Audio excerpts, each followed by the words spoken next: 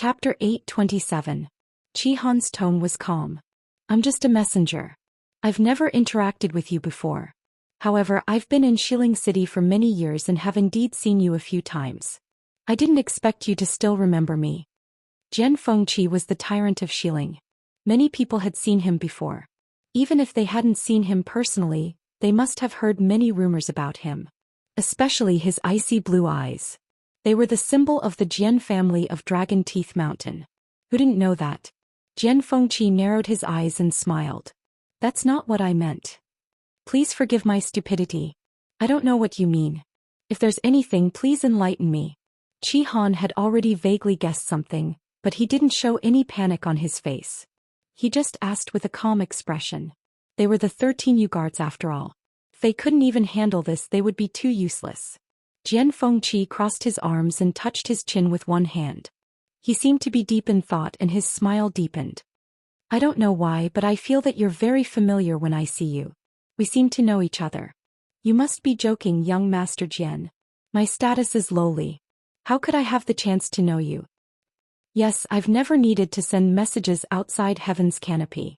I've never interacted with you before. You look very similar to an old friend of mine. Jian Fengqi raised his brows. There's also a Qi in his name. Don't you think it's a coincidence? Qihan's pupils constricted. He had already changed his appearance. Even if Jiang Yuqing was standing here, he wouldn't be able to recognize him. However, Jian Fengqi could. Because Jian Fengqi was more familiar with the 13 Yu guards than Jiang Yuqing. Especially Qihan. Jian Fengqi always had a bone to pick with Shangguan Yu in the past. He liked to find trouble with them whenever he had nothing to do. Every time this happened, Qihan would rush up to him and compete with him. Qihan's cultivation level was higher than Jian Fengqi's. However, Jian Fengqi was a celestial physician and would occasionally give him medicine. Both of them had their victories and defeats, so it was basically a draw. As a result, they naturally understood each other better.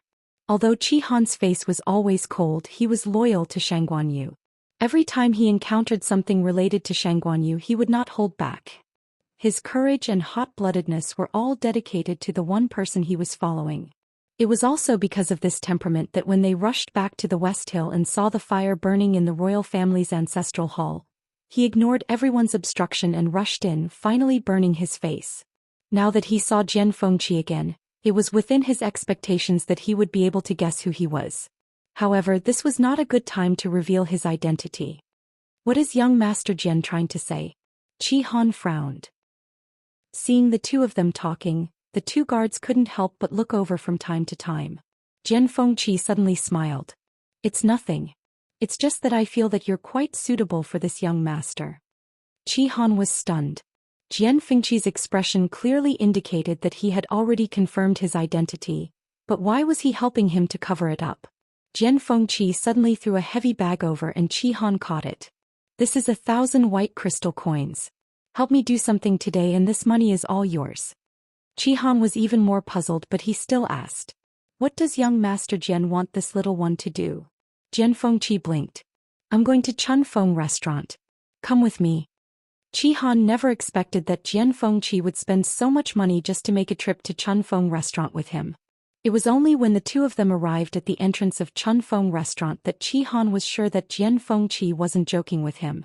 Let's go. Seeing Qihan standing at the entrance with an indescribable expression, Jian Fengqi laughed wildly in his heart. If this was in the past, Qihan would definitely have fought with him directly. Unfortunately, they were in public now. Due to his identity, he could only listen to Jian Fengqi's orders obediently. Qihan's voice was several degrees colder, and the air around him was so cold that it could freeze people to death. Young Master Jian, you don't have to joke about this, right? What exactly do you want to do? Just tell me. Jian Fengqi saw that Qihan's feet seemed to be nailed to the ground, and he refused to take a step forward no matter what. He almost laughed out loud. Chunfeng restaurant is a place that countless men in West Hill yearn for. Why do you seem to be avoiding it like it's a snake or a scorpion? You'll know what you want when you follow me in. Qihan's face was tense. If not for the fact that he was worried that Jian Fengqi would reveal his identity, he definitely wouldn't have tolerated his impudence. However, to let him enter this kind of place was indeed akin to torture. At this moment, Madame Zhang had already seen Jian Fengqi's figure from inside the restaurant. She hurriedly came out to welcome him, shaking with laughter. "Oh, isn't this young Master Jian? You haven't been here for a while. The girls have been missing you." A trace of disdain appeared on Qi Han's face. In West Hill City, who didn't know that Chun Feng restaurant was Jian Fengqi's second home? He had lived here longer than he had in Dragon Teeth Mountain. However, Jian Fengqi didn't find it shameful. Instead, he was proud of it. He was cheerful every day as if he was enjoying himself in a drunken stupor. Jian Fengqi didn't need to turn around to know what kind of expression Qi Han was using to look at him. Swish, he opened his folding fan and a carefree smile appeared on his face. "A day without little Lu feels like 3 years. Aren't I here now?" Madame Zhang was a discerning person. When she was inside, she saw Jian Fengqi talking to the young man behind him, and they seemed to be quite familiar with each other. Therefore, after greeting Jian Fengqi, Madame Zhang immediately walked towards Qi Han with an eager smile. "Oh, this young master is really handsome. How come I haven't seen you before? Is this your first time here at Chun Feng restaurant?" Qi Han quickly avoided Madame Zhang's actions, and the aura around him became even colder. Madame Zhang's action missed and she felt a little awkward. She subconsciously looked at Jian Fengqi. "Ah, Madame Zhang, this is my friend. However, he came with me today. I'm here so you don't have to worry. Go and invite little Luer over. You don't have to wait on anything else." Madame Zhang saw that Jian Fengqi was so protective of this young man, and her attitude became even more courteous. Yes, please come in." With that, she immediately ran to find Shui Lu. Qi Han's eyes flickered when he heard Shui Luer's name. Jian Fengqi raised his chin. "Let's go." Qi Han paused for a moment and finally followed her in. The two of them arrived at Jian Fengqi's private room. It was daytime and there weren't many people in Chun Feng restaurant. Moreover, it was very common for Jian Fengqi to come here, so they didn't attract much attention. Besides, perhaps because Jian Fengqi had already told them to stay away, no one came to disturb them after that. Inside the room it was quiet. Jian Fengqi leaned lazily on the small couch, and his lips curled into a wicked smile. "Long time no see, Qi Han." The best reading experience came from the Love Network. Chapter 828. As expected, he had already recognized him. Qi Han's heart skipped a beat, but because he had already guessed it, he quickly calmed down. Since this layer of window paper had already been broken, there was no need to continue acting. Qi Han went straight to the point and asked, "Why did you call me here today?" A look of surprise flashed across Jian Fengqi's eyes and he sat up straight. "You admitted just like that? I thought I would have to spend a lot of effort before you would admit it." Qi Han frowned and a trace of impatience appeared in his eyes. "You have already confirmed my identity in your heart. No matter how I explain, you will not change your mind, right? If you have something to say, just say it. I'm very busy." "Tizzy, you are still as impolite as before." Jian Fengqi shrugged and did not intend to beat around the bush. "When did you return to West Hill?" Qi Han's voice was cold and hard. "It has nothing to do with you." Jian Fengqi choked and his eyelids twitched. Why was it that after such a long time Qi Han's bad temper was still the same as before? But when he thought of the 13U's current situation, Jian Fengqi suppressed his anger and swallowed back the words he wanted to say. "Jiang Yuqing's killing order has not been revoked yet and you came back so boldly? Could it be that you are here to die?" This was not a joke. Jiang Yuqing had made up his mind to exterminate the 13U. It was too dangerous for Qi Han to appear in West Hill so openly. Although he had changed so much that ordinary people would not be able to recognize him, what if? It was absolutely impossible for a person to completely change into another person. His identity might be exposed at any time. Besides, the person they were going to face was Jiang Yuqing, who already had a lot of power in his hands. "I have my own plans." Qi Han's answer was extremely brief, and he had no intention of continuing the conversation. In actual fact, if it weren't for the fact that Her Highness trusted Jian Fengqi, Qi Han wouldn't even have said those words. Jian Feng, he rubbed his temples as he had a headache. There were 13 people in the 13U sect. Why did he have to meet Qi Han, who was the most difficult to deal with? Any random person would be easier to talk to than Qi Han. But it was useless to think about it now. Jian Fengqi silently persuaded himself in his heart again as he tried his best to ask calmly, "Why are you still here? Have you been to country Yaochen before? This time Chi-Han did not hide anything. Not bad. Jian Fengqi narrowed his eyes. It was possible that the 13 Yu guards had escaped from Heaven's Canopy and gone to various places. It wasn't strange that Chi-Han had been to Yaochen. However, there was something wrong with the time and place of his appearance. Jian Fengqi remembered it very clearly. At that time, it was the day of the mutiny in the imperial capital of Yaochen. The imperial palace was in chaos. Swords flashed and flames soared into the sky. Why did Chi-Han go there to join in the fun? Thinking of the previous letter, Jian Fengqi asked tentatively, "You know Chu Luyue?" If they did not know each other, given Chi-Han's personality, he would definitely not have said those words. Even if he was using Qin Chi's identity now, he would not care so much about a letter from a stranger's home. Chi-Han nodded calmly. Jian Fengqi was a smart person and they knew each other very well. There was no need to lie. Does she know your identity? Jian Fengqi's expression became more serious. Of course she doesn't know, Chi-Han said calmly. We met by chance when we were at Yaochen. She only knows that I'm here to replace Qin Chi's identity, but she doesn't know anything else. Jian Fengqi felt that something was wrong, but he could not say it out loud. The two of them fell into silence. After a while, Chi-Han frowned. If you called me here today to ask about this, can you leave now that I have said it? Before Jian Fengqi could speak, a sweet and gentle female voice suddenly sounded from the side. No. Chi-Han's eyes flickered when he heard this and he turned to look. Shui happened to walk in. She was wearing a green dress today and a white jade hairpin in her hair. She looked elegant and refined. Her every move was more like a young lady raised by an aristocratic family. She walked toward the two of them and stood beside Chi-Han. Her lips curled into a smile and a hint of natural charm appeared in her eyes. Chi-Han, why are you leaving so soon? We haven't had the time to have a good chat. Chi-Han pursed his lips slightly.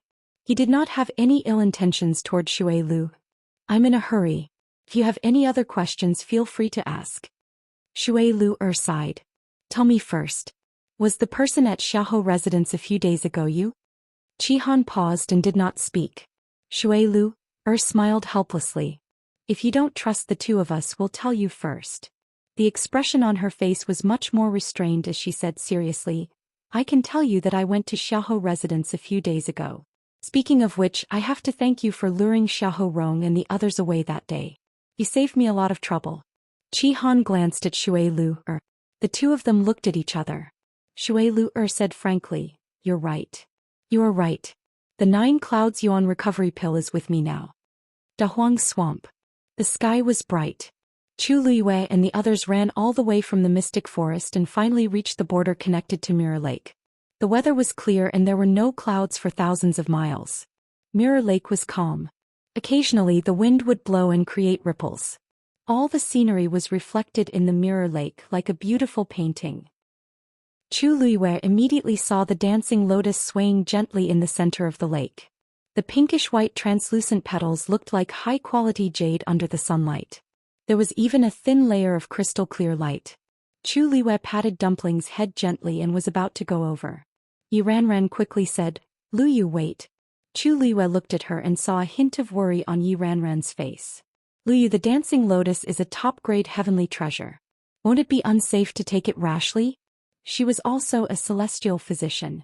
It was impossible for her not to desire the dancing lotus. After all, some people might not even see it once in their lifetime. However, it was also because of this that Yi Ranran was even more worried. Chu Luyue chuckled. Don't worry. I know how to take it.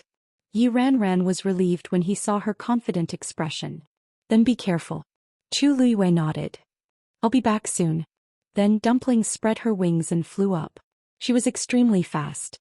Soon she reached the center of Mirror Lake and hovered above the dancing lotus. Chu Luyue glanced at the dancing lotus and bit her index finger.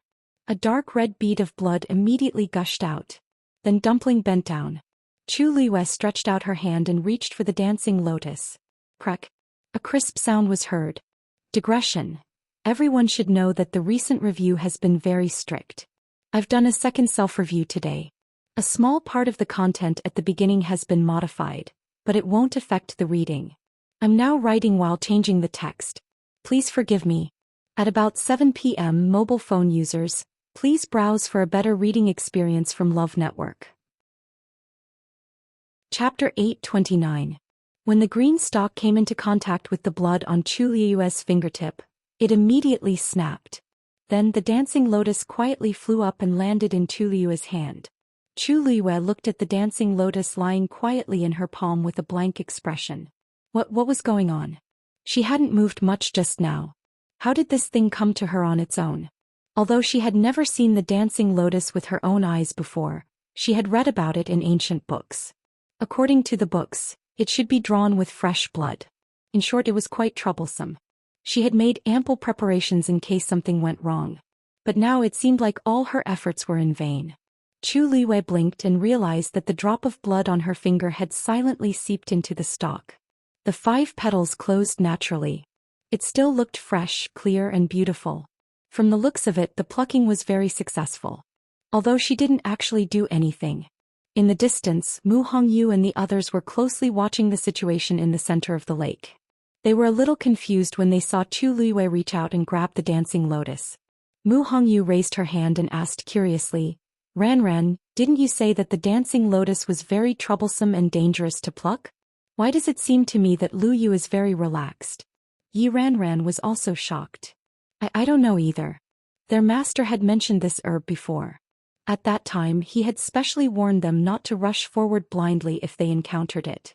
Otherwise they might not even know how they died. However, Chu Liyue did seem to have easily plucked the dancing lotus. They waited nervously for a moment, but nothing strange happened around them. Chu Liyue jumped directly onto Dumpling's back. The master and servant were back in the blink of an eye. Are you okay? Yi Ran could not help but ask. At the same time his gaze fell on the dancing lotus in Chu Liyue's hand. It lay there quietly like an ordinary flower. Chu Liyue didn't know whether to laugh or cry. I'm fine. To think that she had done so much preparation just now. So it's actually so easy to obtain an offensive heavenly treasure like the dancing lotus? Yi Ran murmured with a puzzled expression. Chu Liyue was also very confused. This dancing lotus was very gentle towards her. It had even taken the initiative to break off and give it to her. She also seemed to have an inexplicable sense of closeness to it. It was as if this was supposed to be hers. This feeling was so subtle that Chu Liyue didn't know how to explain it. After thinking about it, she could only say, maybe I'm just lucky. After saying that, she glanced at the dancing lotus again. Then she took out a jade box and carefully placed it inside. What's that? Mu Hongyu suddenly exclaimed and looked in front in shock. The few of them turned around to look. Yi Ran sucked in a breath of cold air and widened her eyes. Lei Laosi couldn't help but swear. F***ck. What's going on? Even the usually calm Qin Yi squinted his eyes slightly. Chang Wanzhou seemed to have thought of something and frowned. Chu Liyue also turned around to look. This glance directly stunned her on the spot. She saw another dancing lotus slowly growing on the vast surface of the water. It was beautiful and moving, swaying gracefully. It was already extremely rare to see one dancing lotus. Who would have thought that after Chu Liyue plucked one, another one would pop out from the mirror lake? Even Chu Liyue was stunned when she saw this scene. What's going on? Could it be that there were originally 2 dancing lotuses here? It's just that only one came out previously and this one just came out? However, the moment Chu Liyue said that, the few of them saw another dancing lotus slowly appearing beside the first one. Including the one in Chu Liyue's hands, this was already the 3rd one. However, this wasn't the end. In the next hour, dozens of dancing lotuses actually started growing in the mirror lake one after another. The sun shone down, the water rippled and the pinkish-white flowers swayed with the wind. It was tranquil and moving. Anyone who saw this scene would have to sigh in admiration.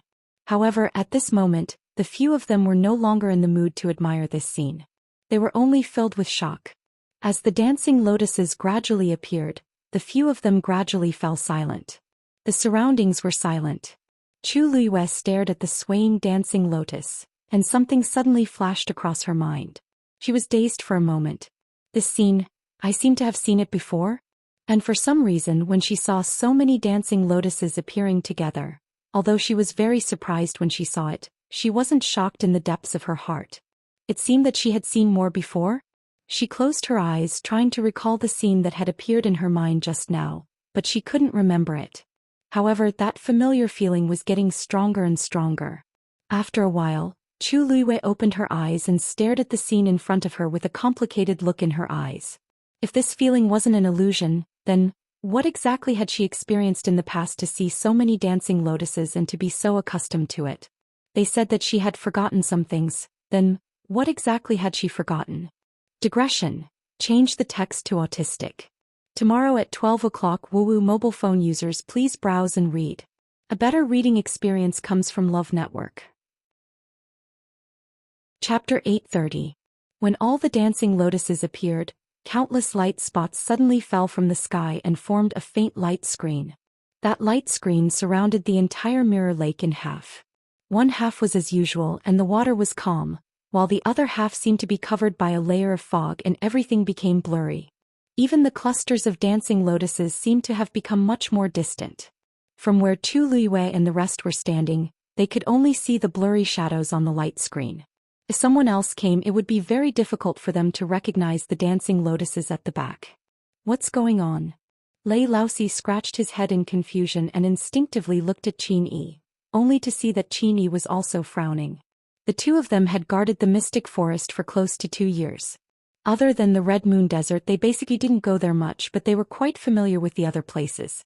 They had come to this mirror lake more than 10 times, but they had never seen such a scene before. Chu Luiwei watched this scene with a serious gaze. For some reason she felt like someone was protecting all the dancing lotuses. I just don't know who has such heaven-defying means. These are extremely precious dancing lotuses. Normal people might not even see them once in their entire lives, but there are so many of them here. She held her breath and looked at the thin layer of light screen. There seemed to be specks of gold on it, but they disappeared in an instant and couldn't be seen clearly. If these dancing lotuses really belonged to one person, why did that person let me take another one? Chu Luiwei suppressed the many doubts in her heart. It seems like we can't casually take the remaining ones. Let's go first. Once she said that, the others expressed their agreement. These dancing lotuses might be extremely precious, but this scene was indeed a little too shocking. For safety's sake, it was better to leave as soon as possible. Anyway, Chu Luiwei had already successfully brought back one, so it would be too greedy to ask for more. Yi Ranran let out a long sigh and sighed. We can finally go back. Chu Luiwei paused for a moment. Oh right, there's something I haven't told you guys yet. I might not be able to go back with you guys for the time being. Once she said that, the few of them were very shocked. You're not going back with us? Why? Do you have something to do here, Luyu? The joy and excitement on Yi Ranran's quickly disappeared, and a tinge of disappointment. She took a step forward and asked with a frown on her round face. If you have any trouble, we'll accompany you here, okay? She had already imagined the scene of her returning to Chongsu cabinet with Luiwei and the rest many times in her heart. The pavilion master and the others didn't know what was going on here, and they might think that Lu Yu is. If they could return together, the pavilion master and the others would definitely be pleasantly surprised. Chu Luiwei hesitant. Those few people only said that she could head to the Red Moon Desert after she got out, but they didn't mention whether the others could. But they had something to do with the memory she had lost. More importantly, it was Shangguan Yu's memory. No matter what, she couldn't expose her identity. She shook her head gently. It's just a small matter. I can handle it myself. So many of us haven't gone back yet. Master and the others must be very worried. You guys go back first and let them feel at ease. I'll be back soon. However, these words obviously couldn't make them feel at ease. Chang Wanzhou, who had been silent all this time, suddenly said, I'll be wherever you are. His tone was as calm and cold as usual, but there was a hint of stubbornness in it. Mu Hongyu Chu Luiwei nodded.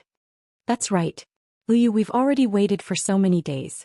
What's the difference in waiting for a little while longer? We can take care of each other if we're together, right? After the previous experience, they still had lingering fears. Chu Luiwei might be able to escape safely, but Dahuang Swamp was full of danger. Who could guarantee that they would return safely in the end?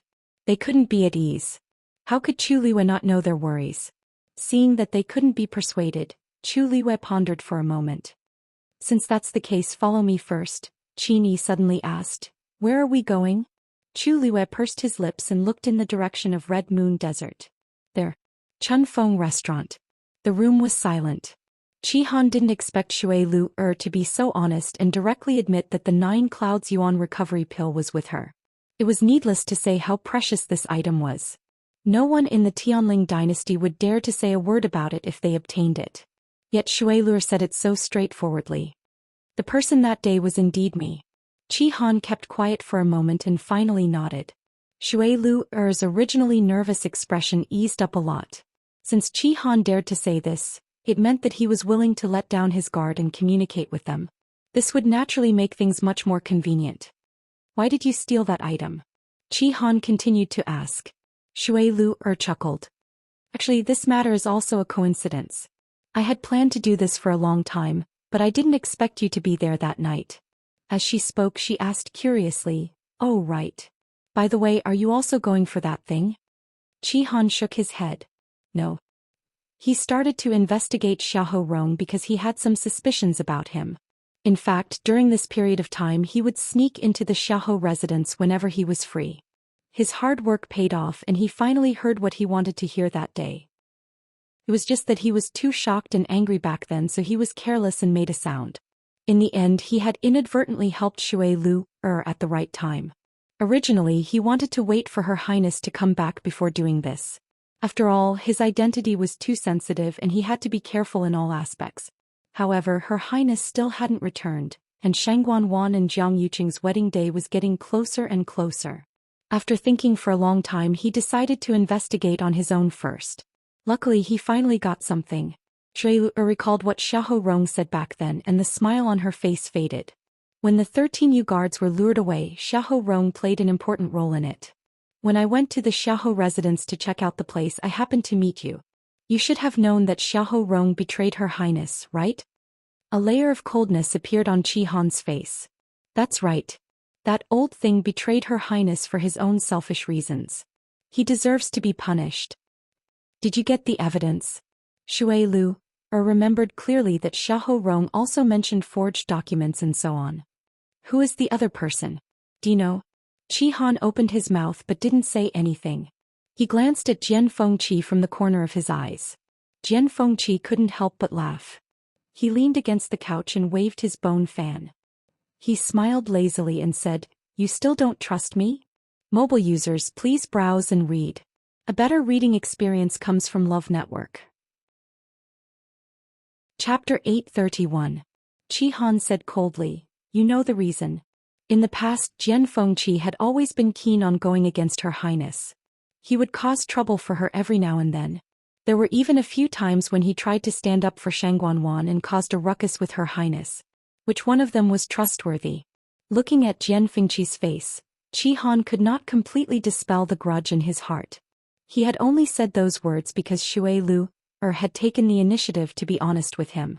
Jian Fengqi choked. He felt guilty and felt a headache coming on. He closed his fan and pressed the handle against his temple as he let out a long sigh. There are always times when people make mistakes.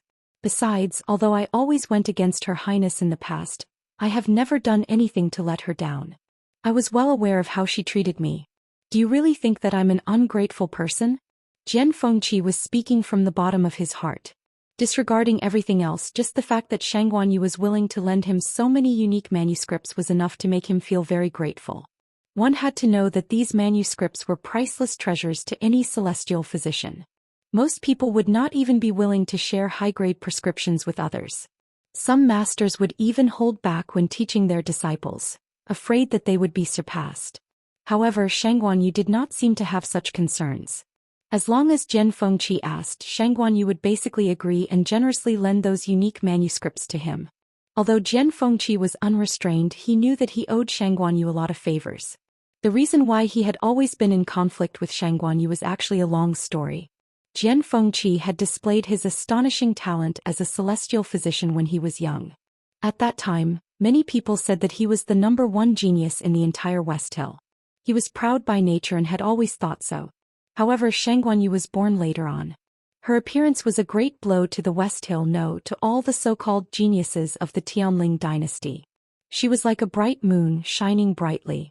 No matter how outstanding other people were, compared to her they were like stars beside the moon, inferior to her. Jian Fengqi was among them. He went from being the #1 celestial physician genius to being the #2 genius. At that time he was young and full of vigor. Jian Fengqi often ran to the palace to look for Shang Guanyu to compete. If he lost, he would go back and cultivate as hard as he could and make a comeback. If he wins, well, he had never won. Thinking of this, Jian Fengqi was still full of resentment. Who could withstand this?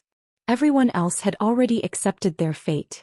They knew that Shang Guanyu was an existence that couldn't be compared to. He didn't believe it. The result became worse and worse. He was almost depressed. In the end, Shang Guanyu took the initiative to say that she had the advantage because she had read more books. She then took the initiative to lend the basic ancient books to Jian Fengqi for him to read. Jian Fengqi didn't want to accept it first, but he couldn't take it anymore. In the end, he decided to endure the humiliation and read the books she gave him. He would compete with her after he finished reading. After that, the situation improved a lot. He could finally tie with Shang Guanyu occasionally. Gradually, Jian Fengqi formed this habit. Although he never took the initiative to say it, he was indeed very grateful to Shang Guanyu. Who knew that something would happen later on? If I really wanted to target you, I would have just told Jiang Yuqing about it. Why would I go through so much trouble to bring you here? Jian Fengqi felt that he was wronged. After thinking about it, he probably owed her in the past and now he was paying her back. Shui Lu also helped him. Qihan, I won't hide it from you. After the crown princess died, it was Jian Fengqi who found me and asked for my help to investigate the cause of her death. Hearing this, Qihan finally looked at Jian Fengqi in surprise. He didn't expect him to do such a thing. Shui Lu continued. Right now, you may not trust the two of us very much and we can understand that. But what we said today is the truth. The crown princess died mysteriously and we must find out the truth for her. If you don't mind, then let's work together from today onwards. Qihan frowned. He was in a difficult position. They obviously didn't know that Her Highness was still alive.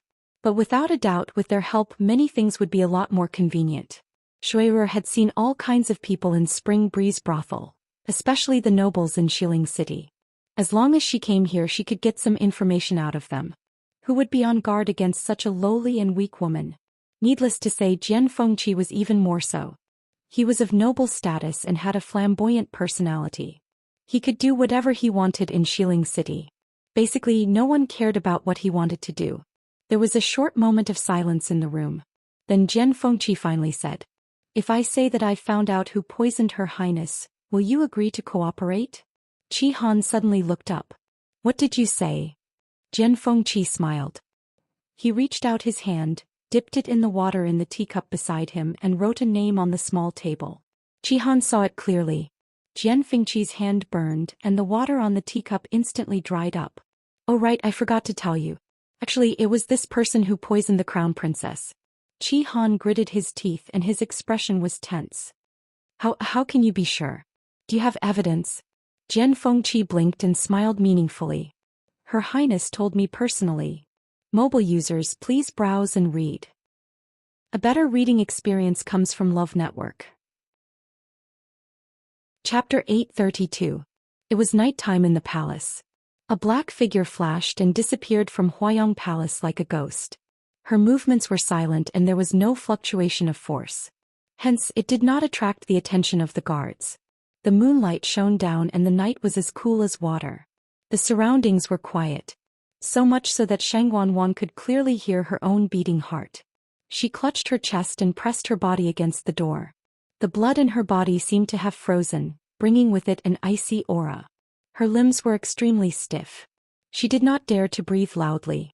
Her eyes were wide open and there was still a tinge of blood in her eyes.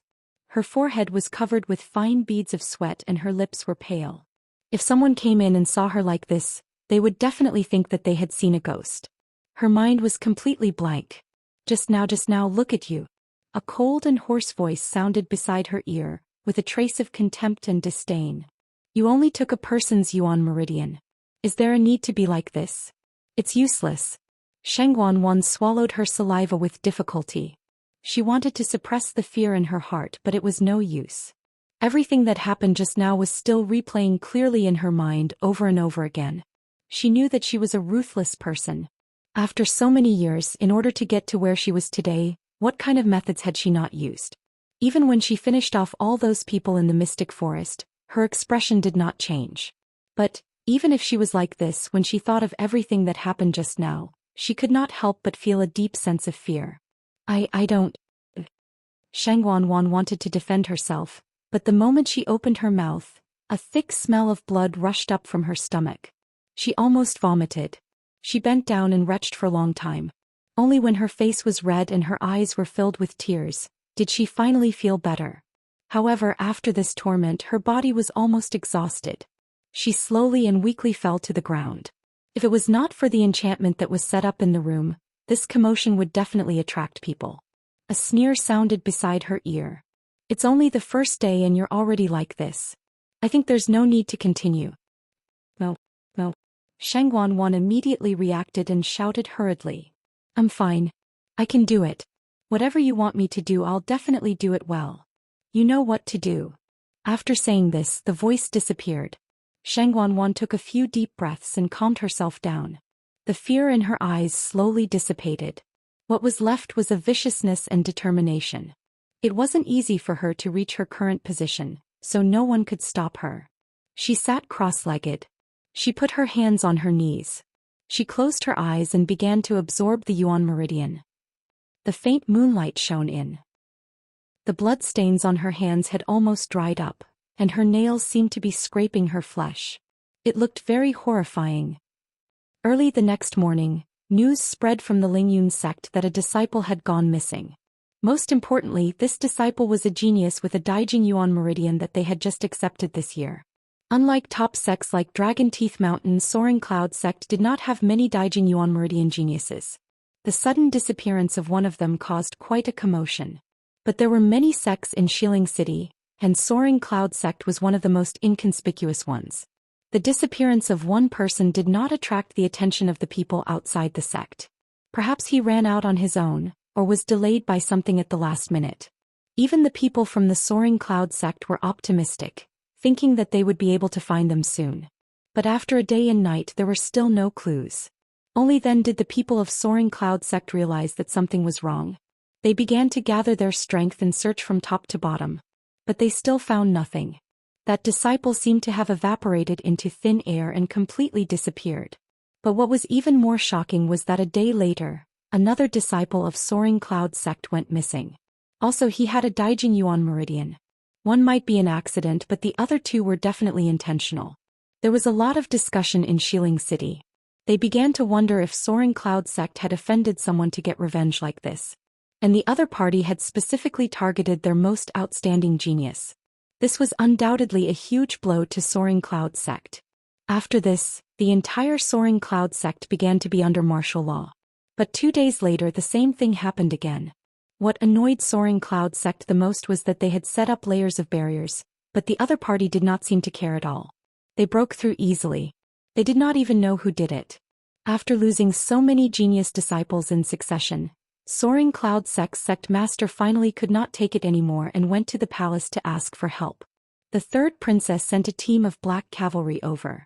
Strangely enough, after the black cavalry went, nothing like this happened to Soaring Cloud sect again. For a time, everyone in Soaring Cloud sect was grateful to the third princess. And when the people in Xiling City heard this news, they also praised her. Previously, Shangguan was discussed a lot because she did not successfully retrieve the medicinal herbs needed for her majesty. When the princess was here, she could pacify Dahuang swamp. But when it came to the third princess, she could not even retrieve a few medicinal herbs. In comparison, the difference was like heaven and earth. Because of this, Shangguan's reputation was also affected. Now, relying on these matters in Soaring Cloud sect, she had recovered a little. However, there were still some people who secretly sighed. In the end, it was different from when the princess was here. No matter how one looked at it, the current third princess could not be compared to the princess. However, the current Tianling royal family only had one suitable candidate for the throne, and no one else could be chosen. If Her Majesty did not wake up, it would probably be like this in the future. Xiling was in a turbulent situation. Chu Luyue and the others, who were thousands of miles away, were busy heading to the Red Moon Desert.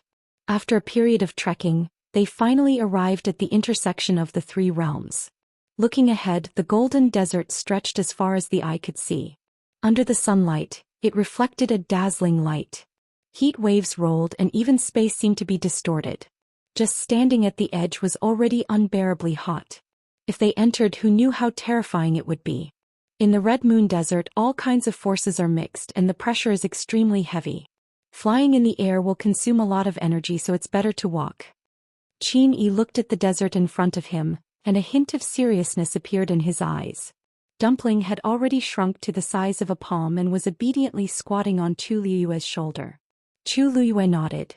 There are many dangers in here, so everyone must be careful. Then she took the lead and walked forward. Just as her feet landed on the yellow sand, a surprised voice suddenly sounded in her ears. You're back. Hurry up and welcome her. Rustle, rustle. In the vast Red Moon Desert, a series of strange noises suddenly came from all directions. Digression, 6 o'clock mobile users, please browse for a better reading experience from the Love Network. Chapter 833. Something seemed to be surging under the desert and it was all heading toward Chu Liyue. Chu Liyue was stunned for a moment, then she felt something moving under her feet. She looked down and realized that the sand under her feet was moving rapidly. It was as if there was an invisible hand pulling her forward. Lu Yu. Several people shouted behind her. Chu Liyue hurriedly looked back, but was shocked to find that the figures of those people had already disappeared. Haha. They have already been sent to other places. If it weren't for you, they wouldn't have entered this place so easily. This was Diwu Zhang's voice. Chu Liyue's heart skipped a beat. She was about to speak when she heard him continue. Don't worry, girl. Since they are your friends, we naturally won't hurt them. Only then did Chu Liyue relax and allow the yellow sand under her feet to send her into the depths of the Red Moon Desert. The closer she got, the clearer the clamor from before. The girl is back. Get out of the way, get out of the way. Don't block the way. Bah. Why are you so anxious? You're not anxious, but I am. Get out of the way. Let me see what this girl looks like now. Hearing the lively discussion about her, Chu Liyue's mood became very strange. Why did it seem like she was very popular here? It was no exaggeration to say that she simply had the illusion of returning home. However, she didn't see a single figure when she looked around. Only the yellow sand under her feet was moving continuously. And that sound seemed to be coming from below.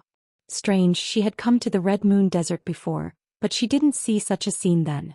But now it seemed that those people weren't lying when they said that she liked to come to the Red Moon Desert the most. And it seemed that she had a deep relationship with this place. When other people came to Red Moon Desert, they had a hard time walking. However, it was very easy for Chu Liyue. She didn't even need to walk. The yellow sand under her feet automatically and quickly sent her forward. After a while, she finally stopped in front of an oasis. This was a clear and clean lake, and it was also the coolest and most comfortable place in this scorching hot desert. She took 2 steps forward, stood by the lake and saw her own reflection. The chatter by her ears disappeared in an instant, and she fell into a strange silence. After a moment, a slightly shrill voice exclaimed. Why does she look different? Upon hearing this, Chu Liyue instantly narrowed her eyes. It's her. This face to be her. Another voice, full of joy. Furthermore, the aura on her body is unique in this world. She is definitely you. It's her, it's her. Let me see. Let me see. Noises resumed in the surroundings. For a moment, Yayu didn't know whether you instead she was quite used. Chu Liyue stared at the lake. It was a light blue color and the water surface was sparkling. At a glance it looked like a huge sapphire. The breeze on the water surface seemed to carry a trace of coldness and sweetness. Alright, you've all seen. Let's disperse first. This time came here for proper business. Diwu Zhang's voice carried a trace of majesty. Ripples suddenly appeared on the surface of the water. The voices gradually dispersed with reluctance. Soon, the surface of the lake regained its tranquility.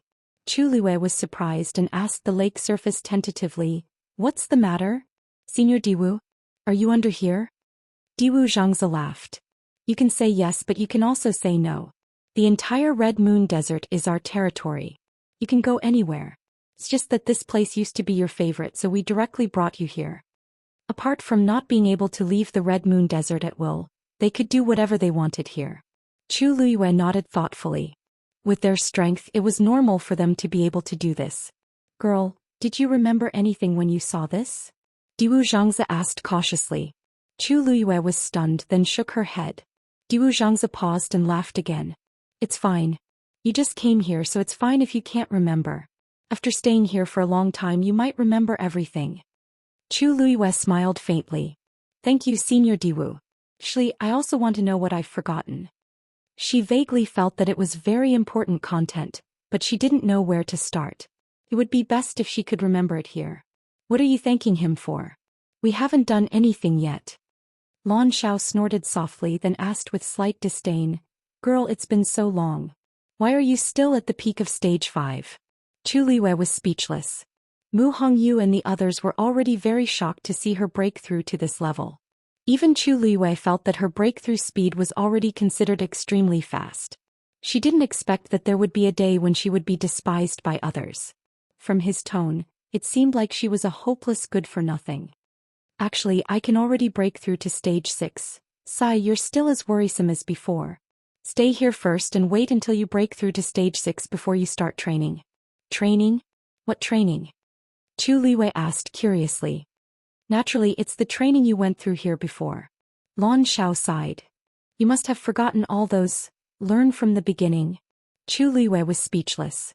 Why did she suddenly have a bad premonition? But Lan Xiao had already said it, so Chu Liyue didn't know how to react. She could only sit cross-legged and prepare to break through. Becoming a stage 6 warrior wasn't difficult for her now, and she could do it easily. However, a stage 6 warrior that was considered outstanding in the eyes of others might not even be considered a beginner in the eyes of these few people. Tianjing Yuan Meridian. Chu Liyue pursed her lips.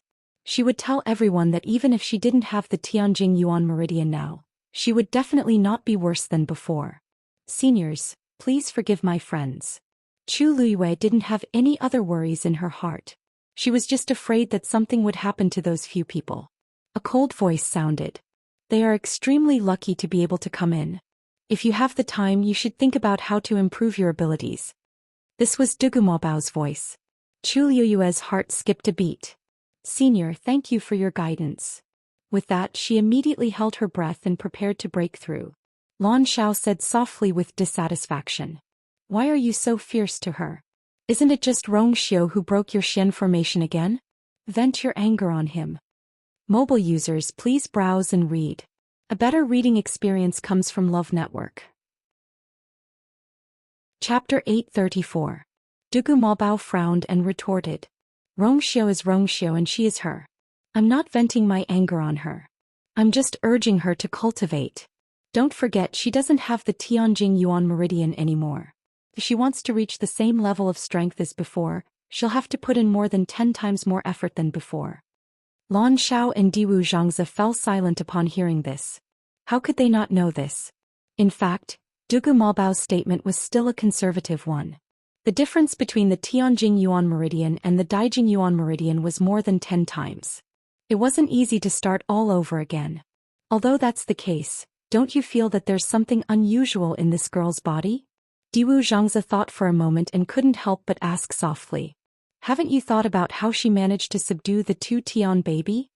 They didn't dig out the 2 Tian baby for her back then because they felt that the time wasn't right. One had to know that she was much stronger than she was now.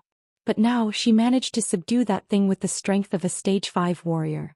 It was truly inconceivable. Now that you mention it, it does seem to be true. Although her realm isn't high now, her strength isn't weak. She might even have a few powerful trump cards. Lan Xiao agreed. Something that can deal with the 2 Tian baby can't be ordinary. Even in the entire Tianling dynasty, there might not be such a thing, right? In that case, although she doesn't have the Tianjing Yuan Meridian, she seems to have some other benefits. Dugu Maobao said calmly. No matter what treasure she has, her strength can't be worse than before. I'll leave those people to you. You must train them well. I don't want them to be burdens to this girl in the future. Diwu Zhangzi chuckled. Of course. I've already roughly checked the situation of those people just now. Hey, they're not bad at all. There's even a faint Yuan body among them. If you teach them well, they'll have a bright future. The friends that this girl likes are naturally good, Lan Xiao said lazily. Other than her bad taste in men, everything else is good. Oh right, Big Bao, you still have to continue training. I agree with Rongxiu, but I think little snowflake is very pitiful, so let it go. When it was still young and ignorant when it contracted with Rongxiu. Dugu Mabao snorted but didn't reply. Eventually the Red Moon Desert. Chu Luiyue meditated beside the lake as her aura surged. Soon the energy between heaven and earths. A vortex of a vortex directly above her head. Chu Luiyue shut her eyes tightly, and all the force in her body started circulating rapidly. Finally, snow sky she. Calm the ting. Big. Lin at this point, all of Chu Luiyue's attention was focused. She could even clearly feel that the invisible barrier of a rank 6 warrior was within reach. She made up her mind and controlled the force to hit the water droplet in her dantian. Whoosh! Like a wave crashing onto a reef, it surged violently. The 5 lines on the water droplet seemed to be affected and moved along with it. Chu Luiyue wasn't discouraged and tried again. Whoosh! The attack this time was stronger than before. The water droplet let out a buzzing sound. The lines on the water droplet fluctuated even more. The dark clouds in the sky gathered quickly and the sky darkened at a speed visible to the naked eye. Silver snake-like bolts of lightning swam through the thick layers of clouds. This girl is just about to break through to a rank 6 warrior. Why is there such a big commotion? Lan Xiao, who was waiting leisurely, was shocked when he noticed the change. Ordinary cultivators would only trigger the heaven and earth phenomenon when they break through to the rank 7 warrior realm. Even the most outstanding Daijing Yuan Meridian martial practitioners were rarely able to do this. If it was in the past, this wouldn't be strange. But the key was that she didn't have the Tianjing Yuan Meridian now. There is indeed a problem with her Yuan Meridian. Dugu Mobao suddenly spoke. What problem? Lan Xiao was confused. She does have the Daijing Yuan Meridian now. They definitely wouldn't be wrong about this. I didn't say that she doesn't have the Daijing Yuan Meridian now. What I meant was that her Yuan Meridian is different from ordinary Daijing Yuan Meridian cultivators. Dugu Mobao muttered to himself and lowered his voice. If I didn't guess wrongly, her Yuan Meridian level has increased at least twice. What? This time even Lan Xiao was so shocked that he couldn't say anything for a while. All the cultivators in the world had different talents from birth. The difference in the level of the Yuan Meridian basically determined the level of talent. Of course, the level of the Yuan Meridian could be changed. But the requirements were very high and it was extremely difficult. And usually it could only be changed once. But Dabeo actually said that this girl's Yuan Meridian level had increased at least twice? How is this possible? A cultivator's Yuan Meridian can't withstand such torment. Of course it's impossible for ordinary people. But she's different. Maybe the Yuan Meridian in her body might not be worse than the Tianjing Yuan Meridian in the future. Lan Xiao seemed to have suddenly thought of something and took in a deep breath. You mean, Chu Luiyue didn't know about their reactions. She didn't dare to relax at all. After a short pause she tried for the 3rd time. This time when the force hit the water droplet, Chu Luiyue heard a crisp cracking sound. Bang! The barrier of a rank 6 warrior was finally broken by her. Immediately the surrounding heaven and earth energy started to flow into Chu Luiyue's limbs and bones at an even faster speed. Finally, it all flowed into the water droplet. The 6th pattern finally appeared slowly. When Chu Luiyue was about to break through to a rank 6 warrior, Mu Hongyu and the rest who came with her had already split up. Diwu Zhangzi purposely didn't let them stay together. After all, these people all had their own specialties and it was best for them to train separately. The Red Moon Desert was vast and boundless, so they didn't have to worry about bumping into each other. As for Rongxiu, Diwu Zhangzi was even less worried. Dugu Mabao was watching. However, in these few years Rongxiu's strength had increased rapidly, and now even Dabeo had to put in more effort to deal with other people. I really don't know how he cultivates. Thus, in the Red Moon Desert, everyone split up and went through different tests. And in this process, their combat power also increased rapidly and silently. Mobile users, please browse for a better reading experience from Love Network. Chapter 835. In the blink of an eye, a month's time had passed.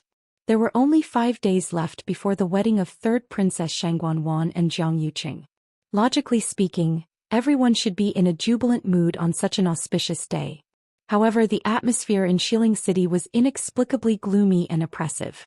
Even the usually bustling streets were much more deserted. This was all because of a series of strange things that had happened in Xiling City recently. Many disciples of various sects had recently disappeared for no apparent reason. Most importantly, they were all cultivation geniuses with Daijing Yuan meridians. At first, 3 people from the Soaring Cloud sect went missing.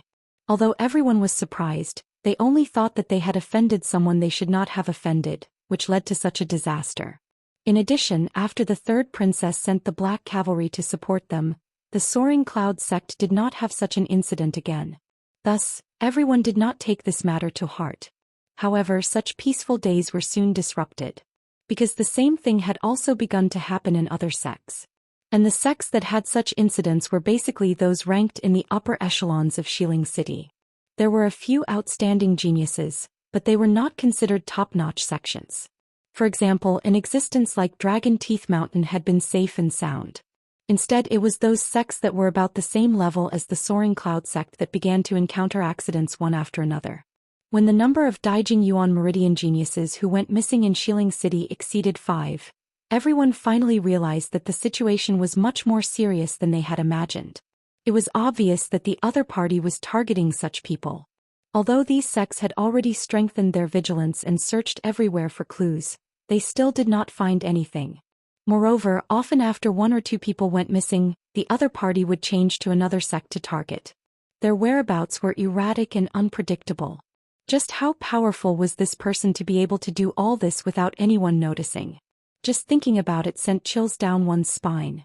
For a time, almost everyone in Xiling City was in danger. No one knew if they would be the next. Especially those young cultivators with Daijing Yuan meridians, they were even more uneasy.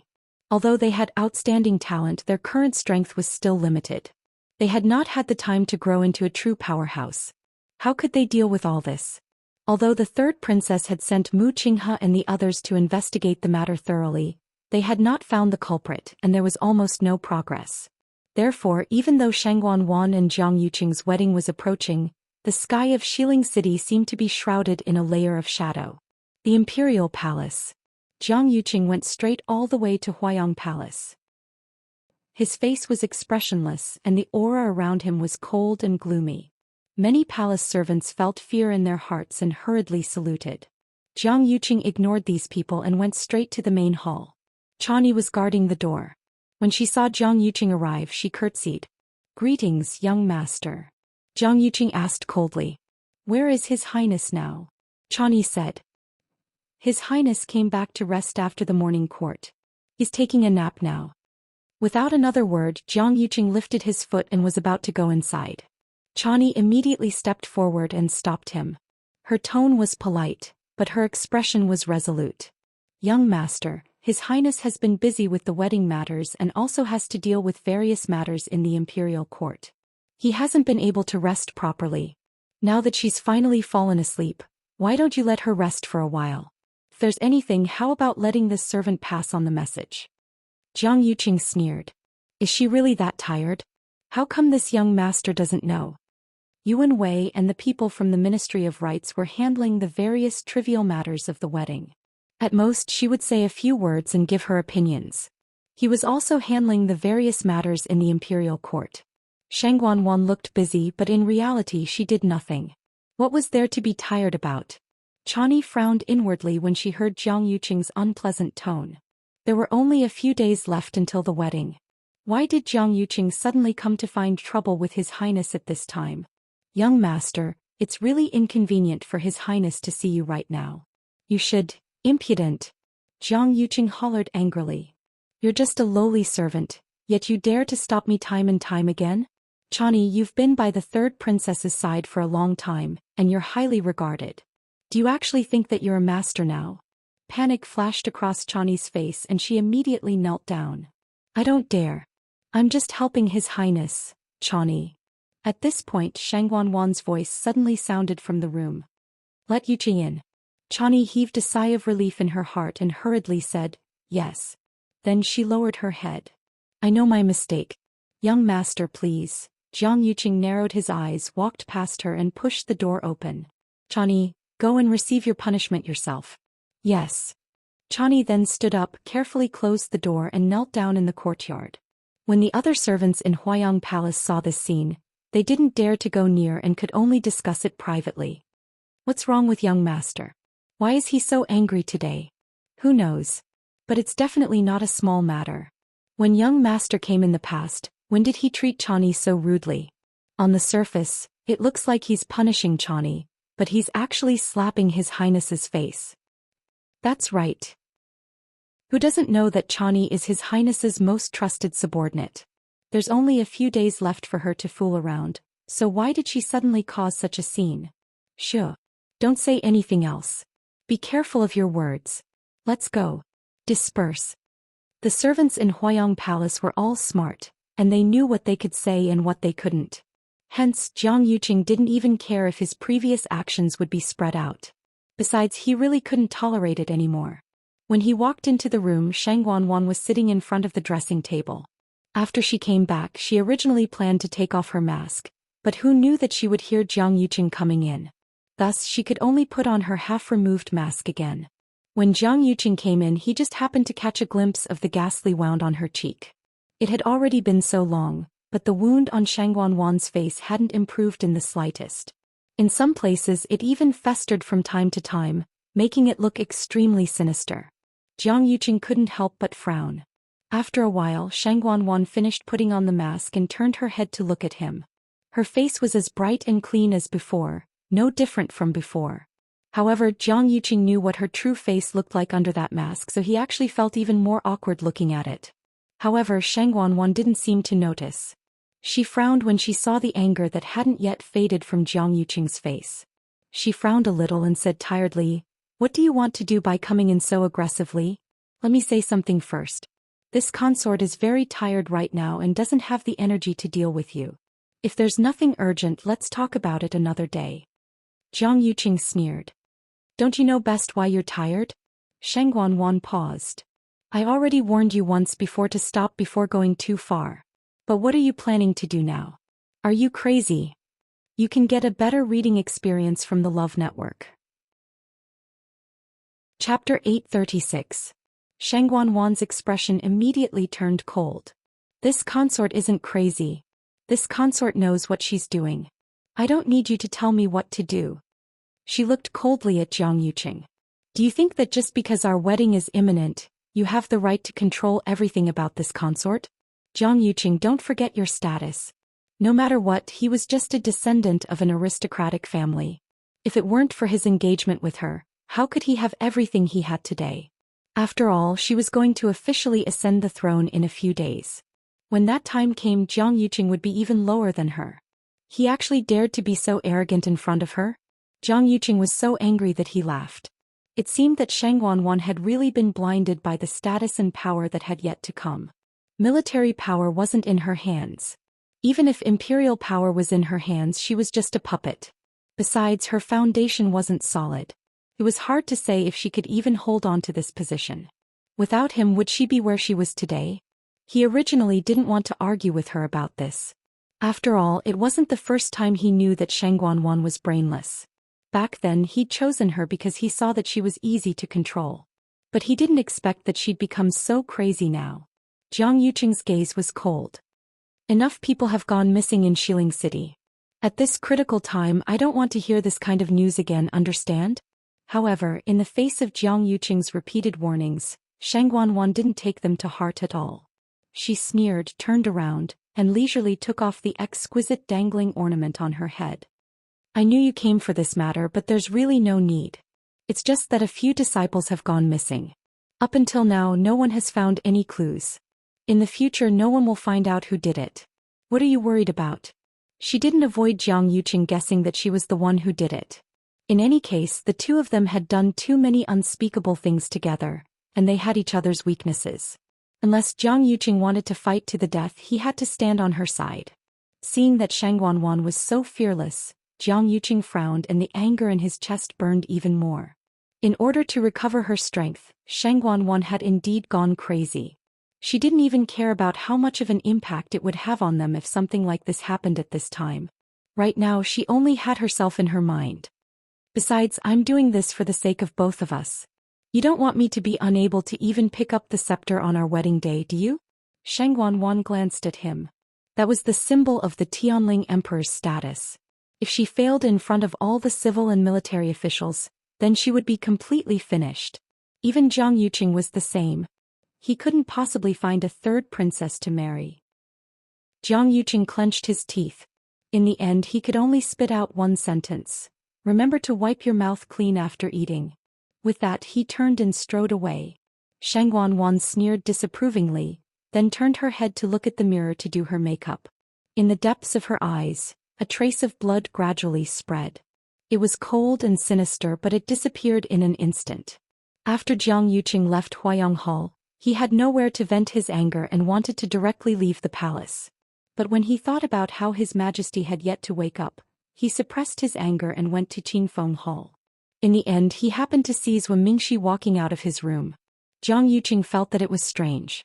Counting the days, it shouldn't be Zhou Mingxi's turn to be on duty today, right? He walked forward. Official Zhou. Zhou Mingxi looked up and saw that it was Zhang Yuqing. He froze for a moment, then bowed with a smile. Eldest young master. Zhang Yuqing glanced at the tightly shut door and asked, shouldn't officials would be resting at home today? Why did you come to the palace? Why isn't your attendant here? Zhou Mingxi was rarely alone. Zhou Mingxi smiled and cupped his hands. I really shouldn't be here today, but I suddenly found a method in an ancient book the day before yesterday. I wanted to see if it would work on His Majesty, so I came to take a look. I hope eldest young master won't take offense. Zhang Yuqing nodded in understanding. Not at all. Official Zhou is so dedicated to His Majesty, so you should be praised. How can you blame me? Has His Majesty's condition improved? Zhou Mingxi paused. In fact, the poison in His Majesty's body has basically been cleared. It stands to reason that he should wake up in a few days, but what? Hearing that His Majesty might wake up, Zhang Yuqing's eyes suddenly lit up and he hurriedly asked.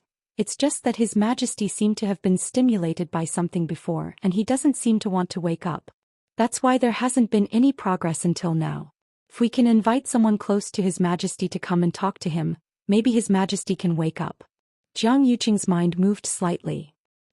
Then in official Zhu's opinion, who is the most suitable person to invite? Zhou Mingxi looked troubled. The people outside didn't know, but the people in the palace knew clearly. Qingfeng Hall was strictly guarded and no one was allowed to come close. Even the young princes and young masters were not allowed to enter. Let alone the others. In the end, only third Princess Shangguan was the most suitable person.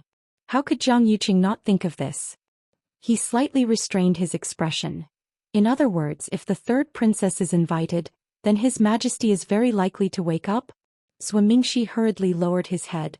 Your wedding with Her Highness is imminent. I'm afraid that at this time, I will talk to her about this matter. Official Zhou, you just need to help His Majesty recuperate. If His Majesty really wakes up, you have contributed greatly.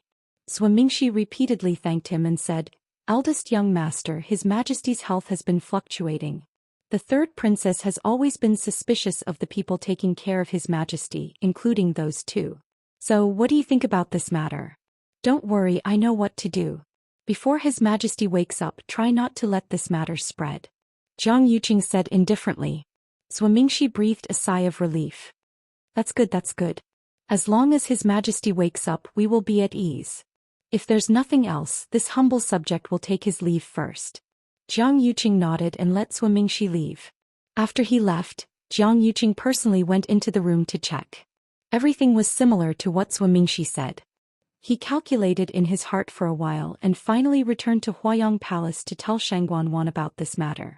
Shangguan actually didn't take this matter to heart, but she had no choice but to agree perfunctorily after being urged by Zhang Yuqing. In any case, in her opinion, whether Imperial Father woke up or not didn't affect her much. Because no matter what, she would be the one standing at the top. Zhang Yuqing knew what Shangguan was thinking. He wanted to say a few more words, but in the end he gave up. There were some things that didn't need to be told to her. As long as His Majesty wakes up, then the rest of the matter would naturally be solved easily. Mobile users, please browse and read. A better reading experience comes from AI Network. Chapter 837. Undercurrents were surging in Xiling City, but the people in the Chongshu Pavilion did not seem to care at all. Because their thoughts were all on Tu Luiyue and the others. When the group returned from the Dahuang swamp, none of the 3 senior brothers and junior sisters came back with them, which made them very worried. Even though Jian Fengqi quickly came over to explain the situation, she still couldn't help herself. But after so long there were still no signs of them coming back. How could they not be worried? If not for the pavilion master staying on the mountain with a calm expression, they would have gone to the Dahuang swamp to look for them. In an inconspicuous room on the mountain, Qi Dai was lying on the bed. Yuqi Song was beside him taking his pulse. The 2 disciples stood at the side and watched. They seemed a little nervous but also a little curious. After a while Yuqi Song nodded and looked at the 2. Not bad. His body has taken a turn for the better. Although his Yuan meridian is mostly destroyed, his life is saved. Thanks to the 2 of you for taking care of him during this time. The 2 hurriedly said, it's all thanks to the pavilion master's prescription. We just did some small things. It's not worth mentioning. Yuqi Song smiled and shook his head. I know his body's condition very well. It was not easy for him to get through it. Thank you for your hard work. As he spoke, he took out 2 wooden boxes and handed them to each of them. These are the prescriptions for refining 6th grade pills. Take them and study them well. Try to refine them as soon as possible. The 2 were shocked and looked at each other. One of them hurriedly said, Pavilion Master, this is too valuable. They had only taken care of Qi Dai for a while and did not do anything big. This reward was too generous. Just take it. Seeing Yuqi Song insist, the 2 could only take it in surprise and joy. The other person could not help but ask, Pavilion Master, is it worth it for you to go through so much trouble to save his life? His mind is not clear anymore. Even if he is saved, I'm afraid he will be seriously injured, unable to speak and confused like a 3-year-old child. Why did the Pavilion Master value him so much? Yuqi Song glanced at Qi Dai. I have my own considerations. This person was very important. Jiang Yuqing had taken the initiative to deliver such a weakness to him. How could he not seize it? The remaining 2 disciples looked at each other, still puzzled.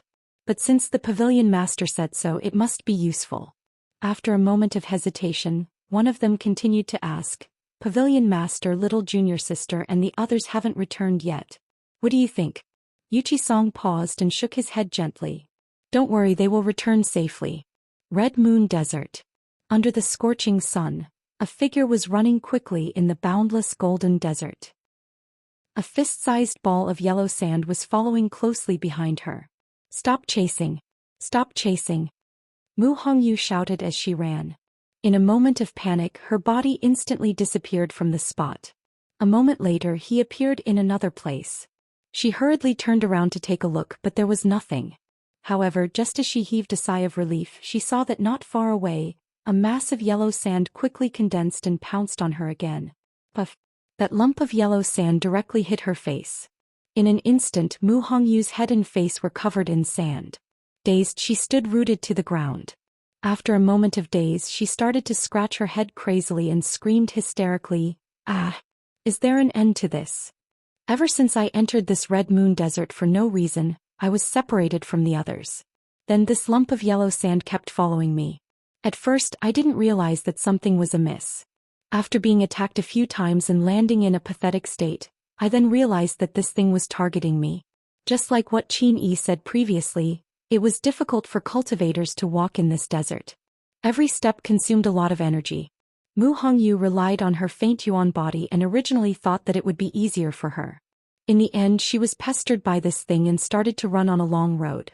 During this period of time, no matter where she ran, she would always be greeted by a lump of yellow sand. Speaking of injuries, they weren't very serious. However, which girl could endure being covered in dust all day long? Mu Hongyu felt that she was going crazy. I beg you, don't follow me anymore, all. I really don't know how I offended you. I really can't take it anymore. She was exhausted and the force in her body was almost depleted. She really couldn't take it anymore. Then she directly lay down on the ground. Ow! The moment she touched the ground, she was so scalded that she straightened up like a carp. It's too hot. I actually forgot that this is the Red Moon Desert. Just as she was feeling miserable, she saw another lump of yellow sand gathering in front of her. The key was that it was twice as big as the previous one. Mu Hongyu cursed under her breath and resigned to her fate as she turned around and ran. That's right. If a faint yuan body can't even travel 50 kilometers, how can it be called a faint yuan body? In the dark, Diwu Zhangzi, who was controlling everything, couldn't help but mutter. According to the rumors, a person with a faint yuan body can travel thousands of kilometers in an instant. What does this count as? The others don't seem so noisy. Diwu Zhangzi looked at the other situation. Needless to say, Qin Yi and Lei Laoxi's cultivation levels were much higher, and they could take a beating very well. As for that round-faced lady, her face was also flushed red as she crazily refined pills. As for that golden-haired young man, tisk, he can really endure it. With such a cold and evil aura in his body, it's really enviable when he cultivates. Even someone as picky as Diwu Zhangzi couldn't help but praise him. I wonder how Yu'er is now. Big Bao is training her personally. Thinking about Dugu Maobao's methods, Diwu Zhangzi's eyelids twitched harshly. These few people added together probably can't even compare to that girl's suffering. Dugu Maobao might dote on her, but he's really inhumane when it comes to training her. Achoo. In the center of the Red Moon Desert beside the Sapphire Lake, Chu Luiyue suddenly sneezed. She rubbed her nose. I wonder who's talking about me?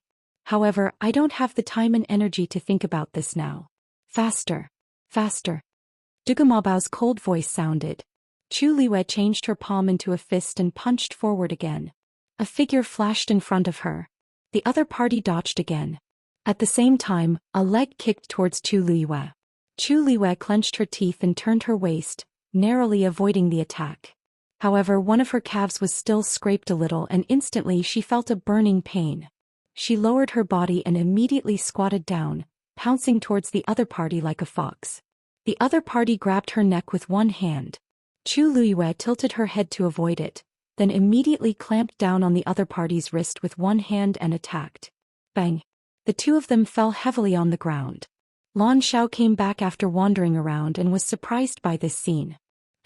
Big Bao, you don't seem to be using the peak of the 6th stage puppet from before? Dugu Maobao said coldly, this is the peak of the 7th stage. Digression. Translator. Atlas Studios Editor. Atlas Studios Translator.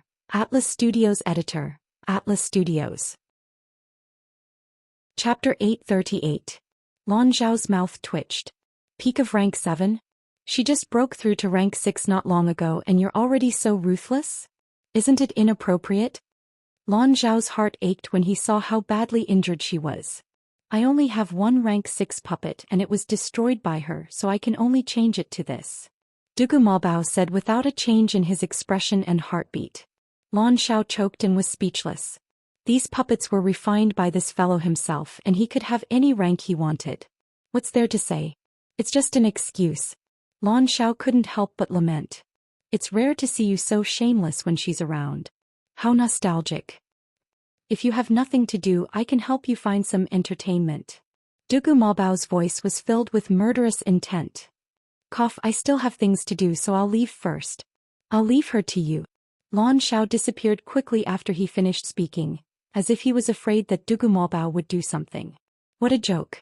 It was fine if he tortured you or alone, but he did it to raise her strength. Dugu Maobao knew what he was doing. But if it was him, Dugu Maobao would probably torture him to death. His body was extremely delicate, especially his face. He couldn't be hit. Lan Xiao left decisively and Dugu Maobao was the only one left. His attention was naturally all on Chu Luiyue. When she broke through to become a stage 6 warrior, Chu Luiyue triggered the heaven and earth phenomenon which surprised Dugu Maobao. Originally, after knowing that she had changed her body and had a Daijing Yuan meridian, he had already planned to train her according to the standard of a normal Daijing Yuan meridian cultivator.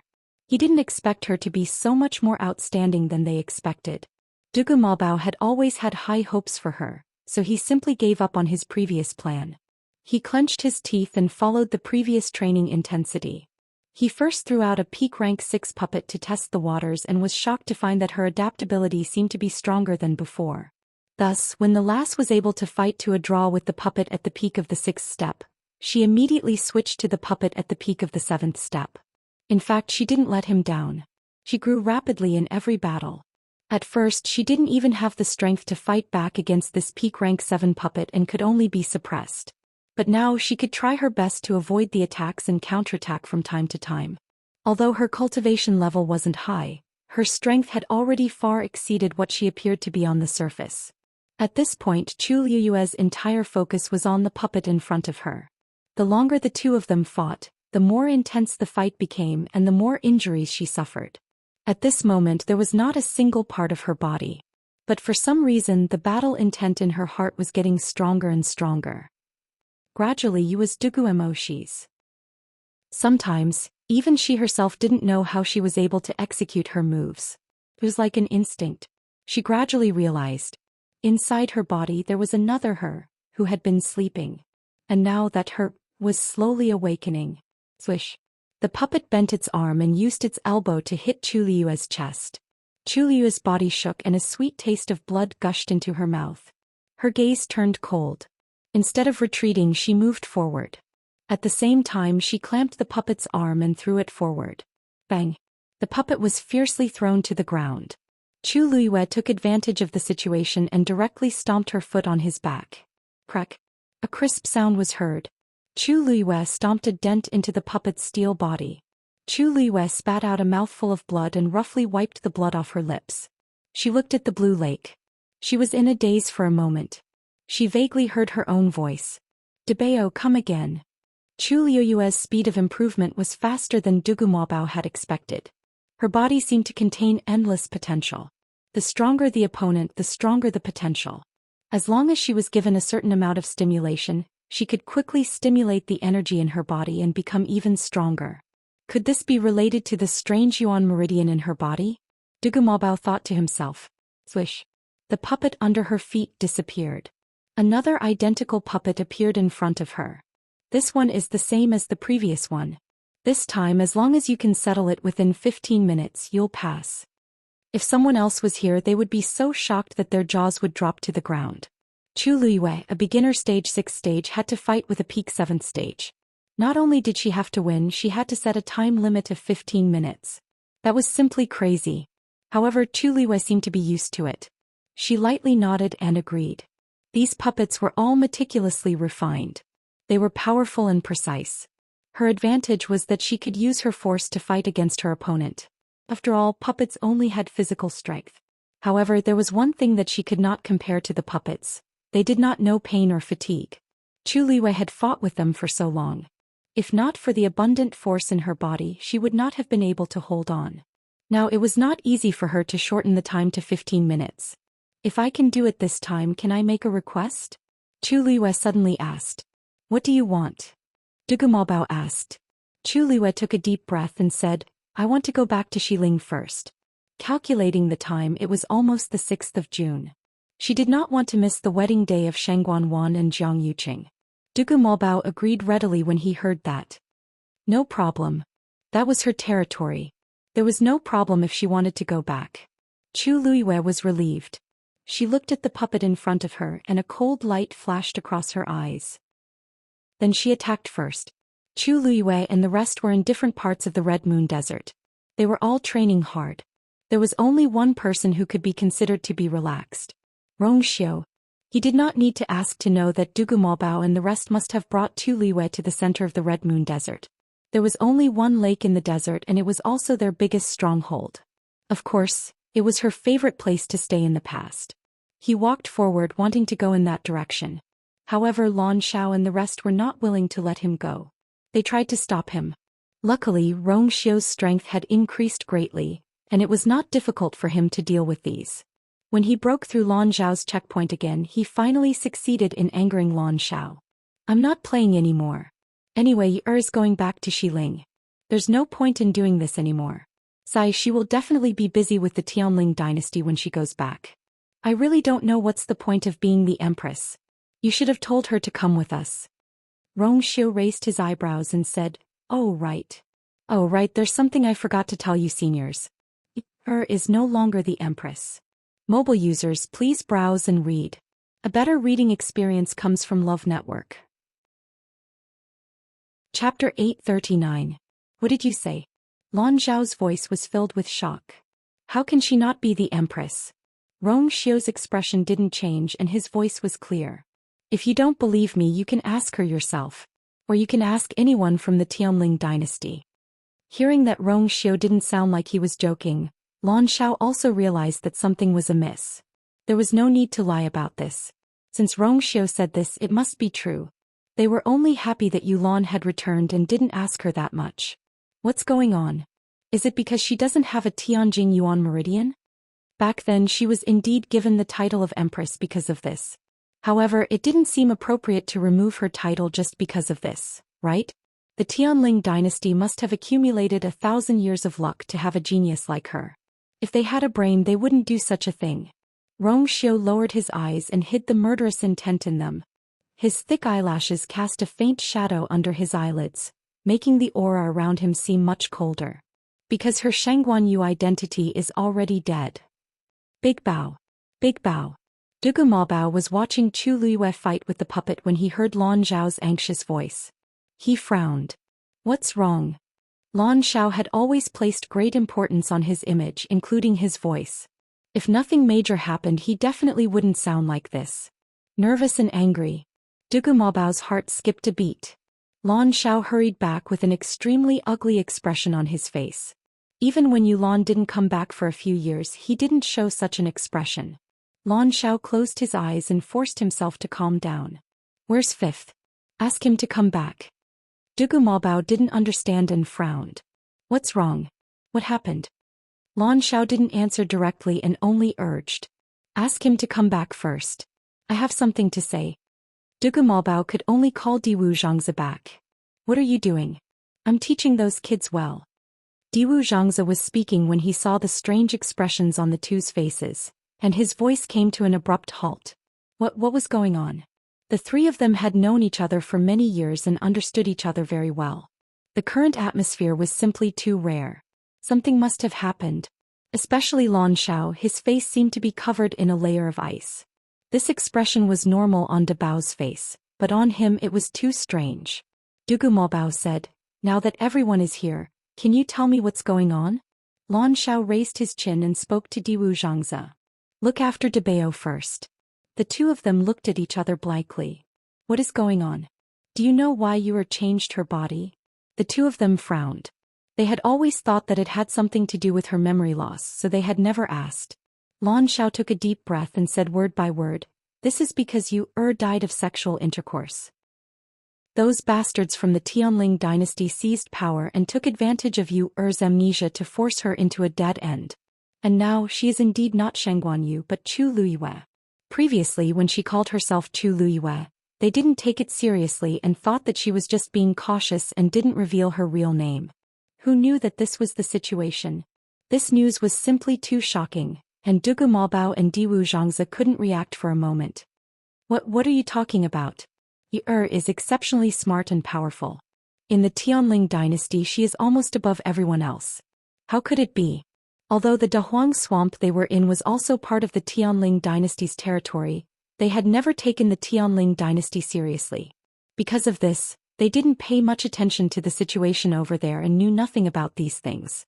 Moreover, in their eyes only Yu'er could bully others. How could anyone frame her to death? Dugu Maobao suddenly asked, say it again. Say it again. Who are the ones who harmed her? His face was expressionless and his tone was very calm. But Diwu Zhangzi and Lan Xiao felt a chill in their hearts. He was simply too scary like this. Big Bao, calm down first. Lan Xiao advised. I'm very calm. Dugu Maobao interrupted him. I'll ask you again. Who are the ones? Feeling. There were only 4 days left until Shangguan Wan and Jiang Yuqing's wedding. This day was also the day that Xiahou Yushu would go to the Jiang residence to deliver the betrothal gifts. Originally, they didn't intend to do it so early. After all, no one wanted to clash with Shangguan Wan and Jiang Yuqing's big day. But the Jiang residents took the initiative to ask them to deliver the betrothal gifts first. After the two's wedding was over, they would then work on Xiahou Yushu and Jiang Yuji's wedding. The Xiahou residents did as they were told. Xiahou Rong also came along. Logically speaking, he didn't need to come along. But he knew that Jiang Yuqing wanted the 9 Clouds Yuan recovery pill, so he could only bring it over personally. This way, on the one hand it was for safety and on the other hand, it could show the importance that the Xiahou residents placed on this marriage. Loads of betrothal gifts were sent to the Jiang residents. In the front hall, the two families were sitting together and chatting happily. After chatting for a while, Xiahou Rong mentioned that he had some matters to discuss with Jiang Yuqing in private. Everyone thought that the two of them were going to discuss matters of the imperial court, so they let them go to the study. After entering the room, Xiahou Rong took out the black wooden box and handed it over. It's here. I hope eldest young master can abide by the previous agreement. Jiang Yuqing's lips curved up into a smile as he reached out to take the item. Of course. Suddenly his expression changed. This thing has been touched by someone. Mobile users, please browse and read. A better reading experience comes from Love Network. Chapter 840. Xiahou Rong was stunned. What? He hastily glanced at the wooden box made of black gas, frowned and firmly denied. This is impossible. I have been keeping this thing carefully and no one has touched it. Jiang Yuqing's expression was cold and his aura was chilling. It's obvious that the seal has been tampered with. I gave this thing to you personally. Don't you think I know what it was like at that time? Xiahou Rong choked. What about the key? Jiang Yuqing stretched out his hand. Xiahou Rong was also very unconvinced, so he threw the key over. His face didn't look good. Young master, since I promised to return this thing to you, I will never break my promise. If you want to see it, just go ahead. At that time, Jiang Yuqing personally promised to give this 9 clouds yuan recovery pill to him as a reward. But now, before he could use it, it was taken back. Xiahou Rong was quite dissatisfied with Jiang Yuqing for a long time. So he spoke very rudely at this time. Jiang Yuqing took the key, ignored him and opened the black wooden box. The wooden box opened. It was empty. Jiang Yuqing's face darkened in an instant. He sneered and looked at Xiahou Rong. Lord Xiahou, what do you say? Xiahou Rong widened his eyes in shock, staring at the empty wooden box. How is it possible? How is this possible? I've been keeping it well. How can it be gone? Jiang Yuqing threw the black wooden box in front of Xiahou Rong, and it fell on the ground with a muffled sound. Whether it's true or not, see for yourself. Xiahou Rong couldn't care less. He directly picked up the black wooden box on the ground and looked at it carefully. When he looked around and confirmed that there was indeed nothing inside, his face turned white with a schwa sound. Fine beads of sweat quickly seeped out of his forehead, and his lips trembled slightly. The black wooden box in his hand instantly became a hot potato. Xiahou Rong didn't know whether to take it or throw it away. The expression on his face kept changing, which was wonderful. Jiang Yuqing stared at him coldly, his eyes cold. After a while, Xiahou Rong seemed to have finally reacted and hurriedly raised his head. I don't know. I really don't know. Ever since he obtained this item, he had been carefully keeping it. How could it suddenly disappear? The corners of Jiang Yuqing's mouth twitched without a smile. So you're saying that the thing inside ran away on its own? Xiahou Rong began to recall quickly as countless images flashed through his mind. No. Today he had personally gone to the study to retrieve this item. There was nothing unusual about the whole process. There was no trace of it being touched at all. In other words, the other party must have taken it away without anyone noticing. Can do that. Wait a minute. Xiahou Rong's face suddenly changed. The number of people who were so clear about everything could be counted on one hand. Especially if you know how to find it and take it away. It seems that Lord Xiahou already knows who did it, said Jiang Yuqing calmly, his gaze filled with mockery. Xiahou Rong's lips moved and he muttered in disbelief, Impossible. Impossible. Impossible. I've always trusted Lord Xiahou's character. This time I'll take it that you didn't guard it well. As long as you can find the person within a day and bring the 9 clouds yuan recovery pill back in one piece, this matter will come to an end. I'll treat it as if it never happened. How about that? Jiang Yuqing looked down, twirled the thumb ring in his hand and slowly said, As for the person who did this, I'll have to trouble you to deal with him as well, Lord Xiahou. After all, the fewer people who know about this, the better. I'm doing this for your reputation. Don't you think so? He felt that he was already very benevolent by dealing with it this way. But to Xiahou Rong, this was undoubtedly an extremely difficult matter. This was because the person who did it was highly likely to be his second son, Xiahou Tingon. Xiahou Rong kept quiet for a while before swallowing his saliva with much difficulty. If you find that person, can you spare his life, eldest young master? Jiang Yuqing looked up slightly and glanced at him nonchalantly. Looking at Xiahou Rong's nervous face, he suddenly laughed. Seems like I guessed correctly. It was indeed Xiahou Tingon who did it. I didn't expect him to be so daring to do such a thing. Xiahou Rong's hands trembled. This matter hasn't come to a conclusion yet. Perhaps it's someone else, but you also know that he was chased out of the house by me some time ago. I'm afraid that his injuries haven't fully recovered yet. How could? His voice became softer and softer. To be honest, even he didn't believe it himself. To be able to successfully sneak into the Xiahou residence, pass through the barrier outside the study without a sound, enter, find the key, open the wooden box and take the item away. Other than Xiahou Rong himself, only Xiahou Tingon can break through these layers of defense. Jiang Yuqing looked at Xiahou Rong as if he was looking at a joke. What a pitiful parent's heart. Lord Xiahou is pleading for him here and wants to protect him no matter what. But it's a pity that he doesn't care about you, his father. If he had any concerns about you and the entire Xiahou residence, he definitely wouldn't do such a thing. Jiang Yuqing's words were like a knife that pierced into Xiahou Rong's heart.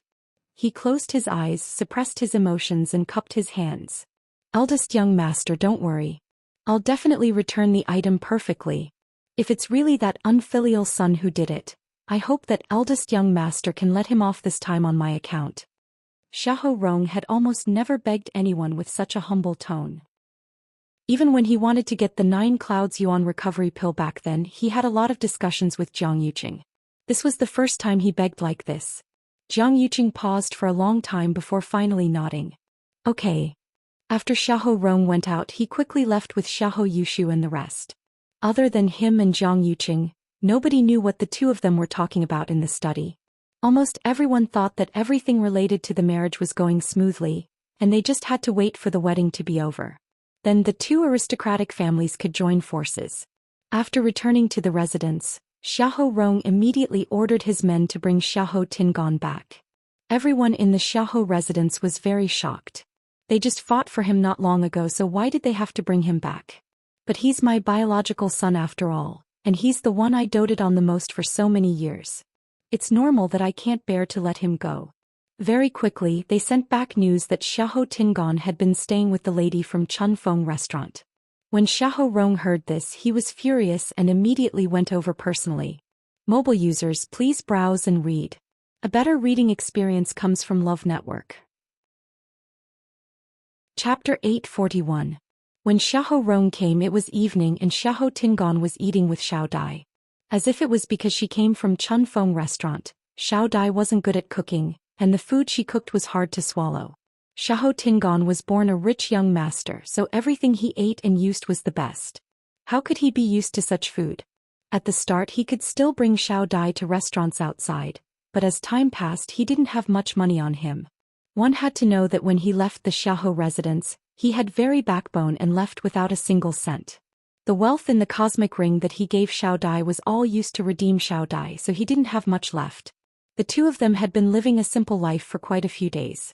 Xiahou Tingon originally felt uncomfortable, and with the 9 Clouds Yuan recovery pill being stolen, he had been very uneasy and fearful during this period of time. He had no energy in the day and couldn't sleep at night. Even if he occasionally fell asleep, he would have nightmares. After a period of torment, he had lost a lot of weight. Xiahou Tingon started to regret it. Even though this residence was clean and tidy, it couldn't be compared to the Xiahou residence. There was also no one to serve him. He was used to living a life of luxury. Experiencing the life of an ordinary person was even more unbearable than killing him. Actually, Xiahou Tingon had thought of going back to admit his mistake. But on the one hand, he couldn't bring himself to do so as he was afraid of being mocked by others. On the other hand, he was also worried that the 9 Clouds Yuan recovery pill would be exposed. Rather than that, he might as well live like this. However, this tranquility was quickly broken. Bang! The sound of the door being kicked was heard, and Xiahou Tingon and Xiao Dai were both shocked. The two of them looked at each other and heard Xiahou Rong's angry voice from outside. Unfilial son. Come out now. Xiahou Tingon's heart skipped a beat. They must have found out that I lost the 9 Clouds Yuan recovery pill. He instantly stood up in a panic and instinctively wanted to escape. Xiao Dai looked at him in confusion. Second young master, is the person outside Lord Xiahou? He seems to be here to find you. Just say that I'm not here. Xiahou Tingon hurriedly said and wanted to jump out of the window. But before he could move, his waist was entangled by a rope. Xiahou Rong pulled hard. Xiahou Tingon instantly fell backward. Bang! He fell heavily in front of Xiahou Rong. Second young master. Seeing this scene, Xiao Dai shouted in a panic. She clutched the door tightly with both hands, looking very worried. Xiahou Rong glanced at her coldly. This young lady looked to be about 15 or 16 years old. She had a small face without any makeup and was delicate and pretty. She looked especially pitiful when she cried. She was indeed very different from Jiang Yuji's arrogant and overbearing appearance. No wonder this unfilial son would do such a thing. Scram! Xiahou Rong bellowed. From now on, don't let me see you in the West Hill. Xiao Dai's body shuddered, and tears streamed down her face as she looked at Xiahou Tingon with reluctance. I can leave, but please don't hurt second young master. It's all my fault. Xiahou Rong frowned and his aura became colder. Fear flashed across Xiao Dai's face as she hurriedly said goodbye to Xiahou Tingon and ran away crying. Only the father-son duo was left in the yard. Xiahou Rong directly dragged him into the room and looked down at him with a dignified expression. Father. Xiahou Tingon was slightly more awake at this point. Seeing this scene, he vaguely guessed something and shouted guiltily. Don't call me. Xiahou Rong rudely interrupted him. Speak. Where's the 9 clouds yuan recovery pill? Xiahou Tingon hurriedly said. Father, I don't know. I really don't know. A loud slap sounded. Xiahou Rong harshly slapped Xiahou Tingon, causing him to fall to the ground. Speak. Xiahou Tingon coughed and spat out a mouthful of blood. Even 2 of his teeth were knocked out. This showed how harsh Xiahou Rong was. I really don't know. Xiahou Tingon was also filled with grievances. Apart from you, who else could steal something without anyone noticing? Xiahou Rong gritted his teeth. Did you find someone to help you? Now that he thought about it, the item might have been lost on the night someone eavesdropped on him. The person who ran away might have purposely gone to lure the tiger away from the mountain to make it easier for this unfilial son to take action. Xiahou Tingon knew that the matter had been exposed and he couldn't deny it. But that item really isn't with me. Father, listen to my explanation.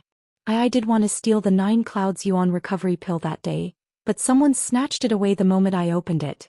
Until now, I still don't know where it is. Xiahou Tingon hurriedly recounted what happened that day. If it's really in my hands, why aren't you using it now? Father, I'm speaking the truth. After hearing Xiahou Tingon's explanation, Xiahou Rong's heart gradually turned cold.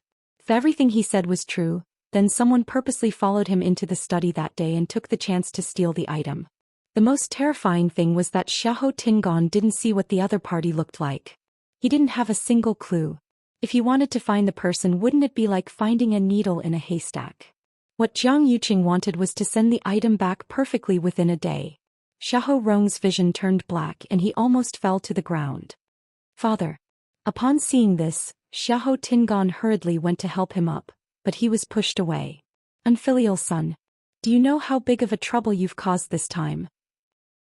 If Jiang Yuqing finds out that the 9 clouds yuan recovery pill is missing, our family won't be able to bear the consequences. Not to mention that I want to protect Xiahou Tingon, but if this matter gets out, I won't even be able to protect myself. The 9 clouds yuan recovery pill is the Tianling royal family's heirloom. If it lands in anyone's hands, it will become a huge hidden danger. The other party has obviously been eyeing us for a long time.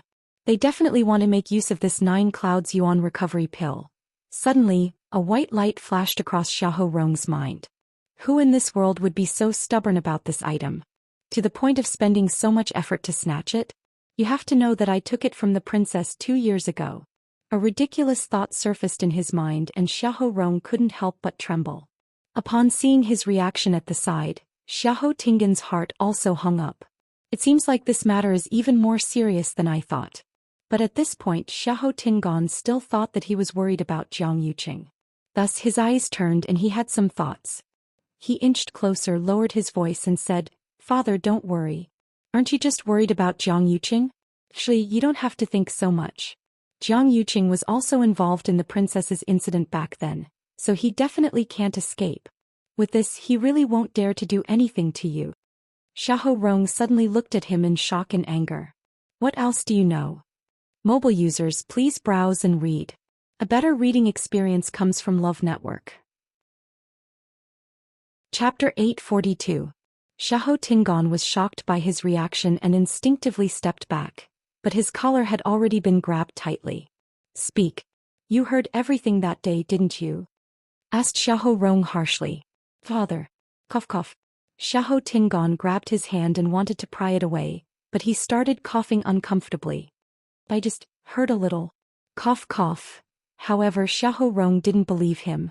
His face was unprecedentedly dark. Xiahou Tingon had never seen him with such an expression, and he couldn't help but swallow his remaining words. After a while, Xiahou Rong released his hand and stood up. Come with me to the Jiang mansion. When you reach there, you just have to tell Jiang Yuqing what I said previously, but you can't let him know what you heard. Do you understand? Xiahou Tingon nodded nervously. Xiahou Rong looked at him with deep eyes and sighed in his heart. It's obvious that there are still people in Xiling City who want to find out the truth behind the princess's death back then. These people might be in the imperial court or they might be in the marketplace. Also, there was something that he couldn't help but worry about. Those people might have already returned. Red Moon Desert. After several attempts, Chu Luiyue finally managed to push the puppet in front of her to the ground within 15 minutes. Her body was almost covered in wounds, and there was even a trace of blood at the side of her lips. She looked very disheveled. After training here for a month, she felt that she had died a few times. Every time she felt that she could no longer continue, she would rely on the stubbornness at the bottom of her heart to forcefully endure it. However, her efforts weren't wasted. Other than her physical strength becoming stronger and her movement skills increasing, she had unexpectedly broken through to the intermediate stage 6 when she fought with this puppet. Previously, she had stayed in the heaven-wrecking Holy Seed's divine domain for a year and had accumulated a lot of origin power. In addition, during this period of time she had been crazily fighting with these puppets. Her combat strength had constantly soared, so it was normal for her to advance. Big baby. I won, said Chu Luiyue happily as she heaved a heavy sigh. Beside her, the peak 7th order puppet had already been beaten to a pulp. However, no one responded to his words. The surroundings were quiet. Chu Luiyue stared blankly for a moment before taking a few steps closer to the lake. Debao. Only then did he hear Debao's voice. We all saw it. You did very well. After being here for a long time, Chu Luiyue became more familiar with them. For some reason, Debao's tone sounded a little off. She blinked and asked tentatively, Debao, why do you look so unhappy? Actually, it couldn't be said that he was unhappy. Instead, it was more like he was suppressing some kind of anger. Although he seemed very calm when he spoke, for some reason Chu Luiyue had this feeling. Could it be that someone had provoked him? It's just a small matter. It doesn't matter.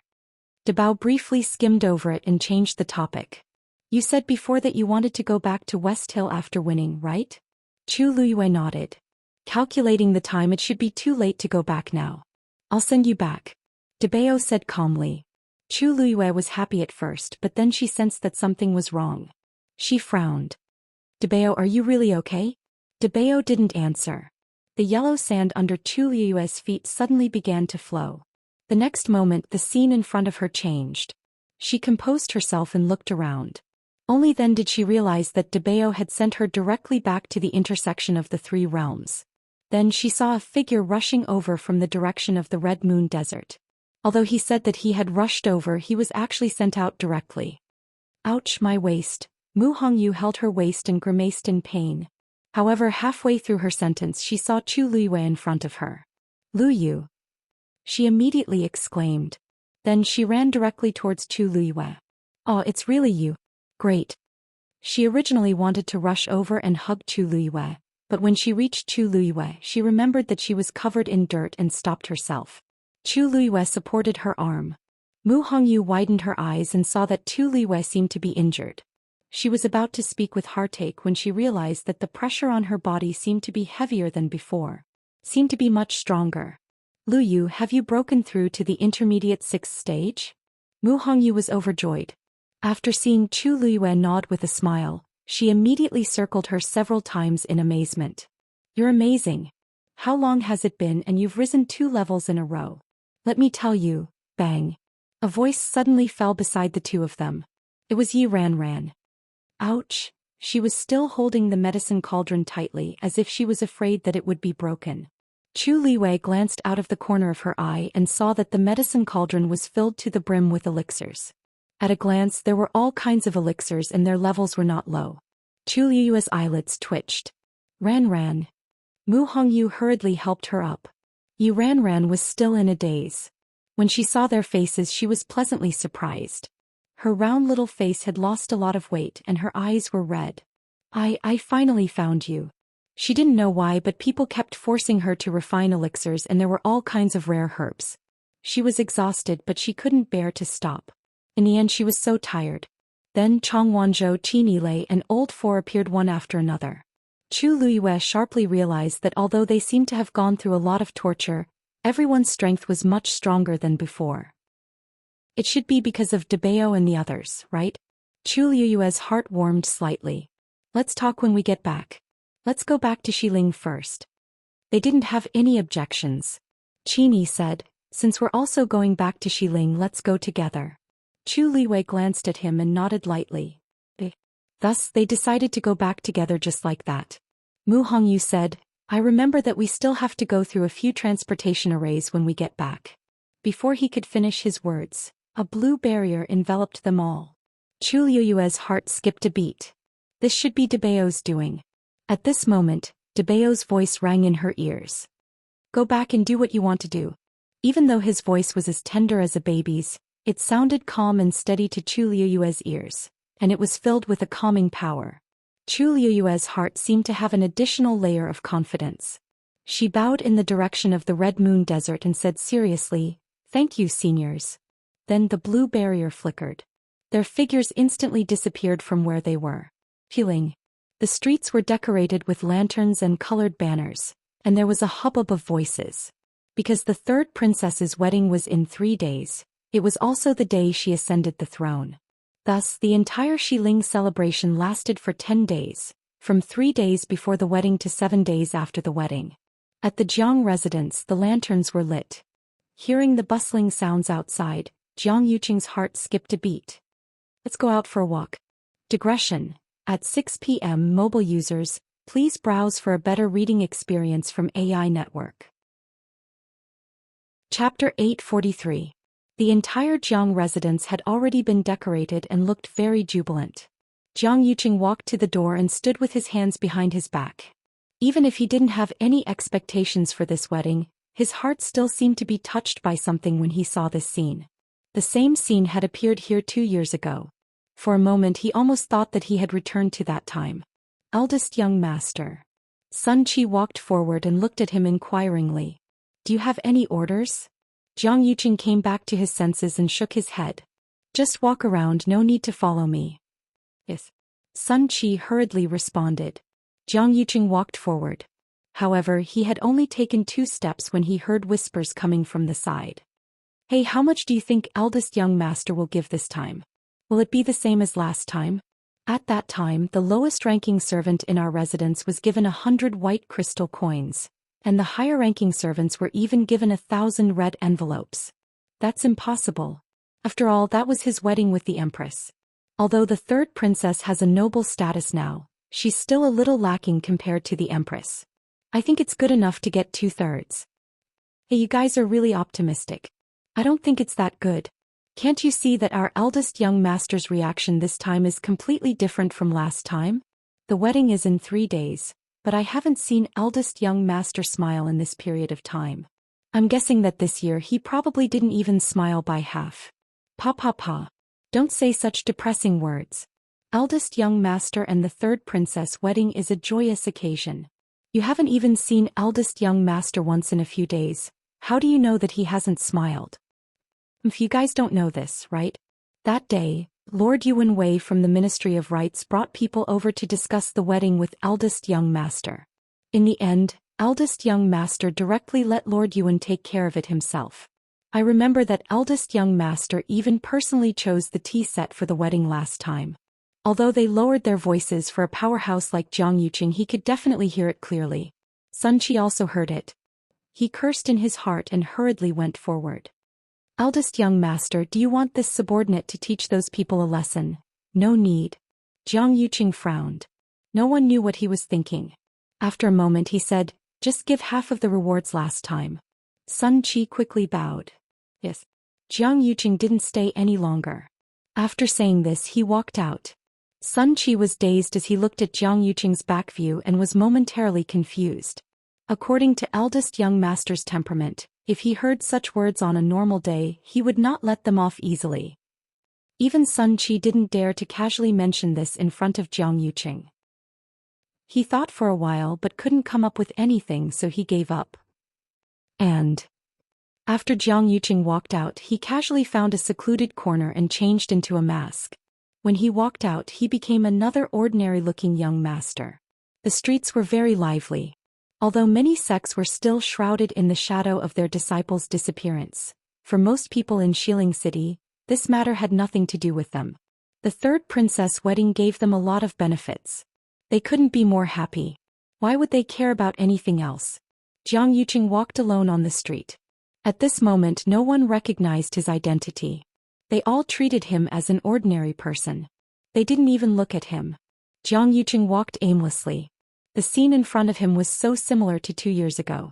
However, his mood was completely different. He remembered the discussion of the servants just now and laughed at himself. It was indeed different.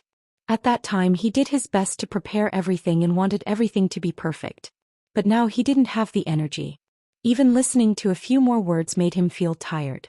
If it weren't for those people reminding him, he would have even forgotten about the reward. But in fact this was originally because he was happy in his heart that he took the initiative to do so. If it weren't for the fact that he was worried about Shangguanwan's face, he really wouldn't have bothered to do this.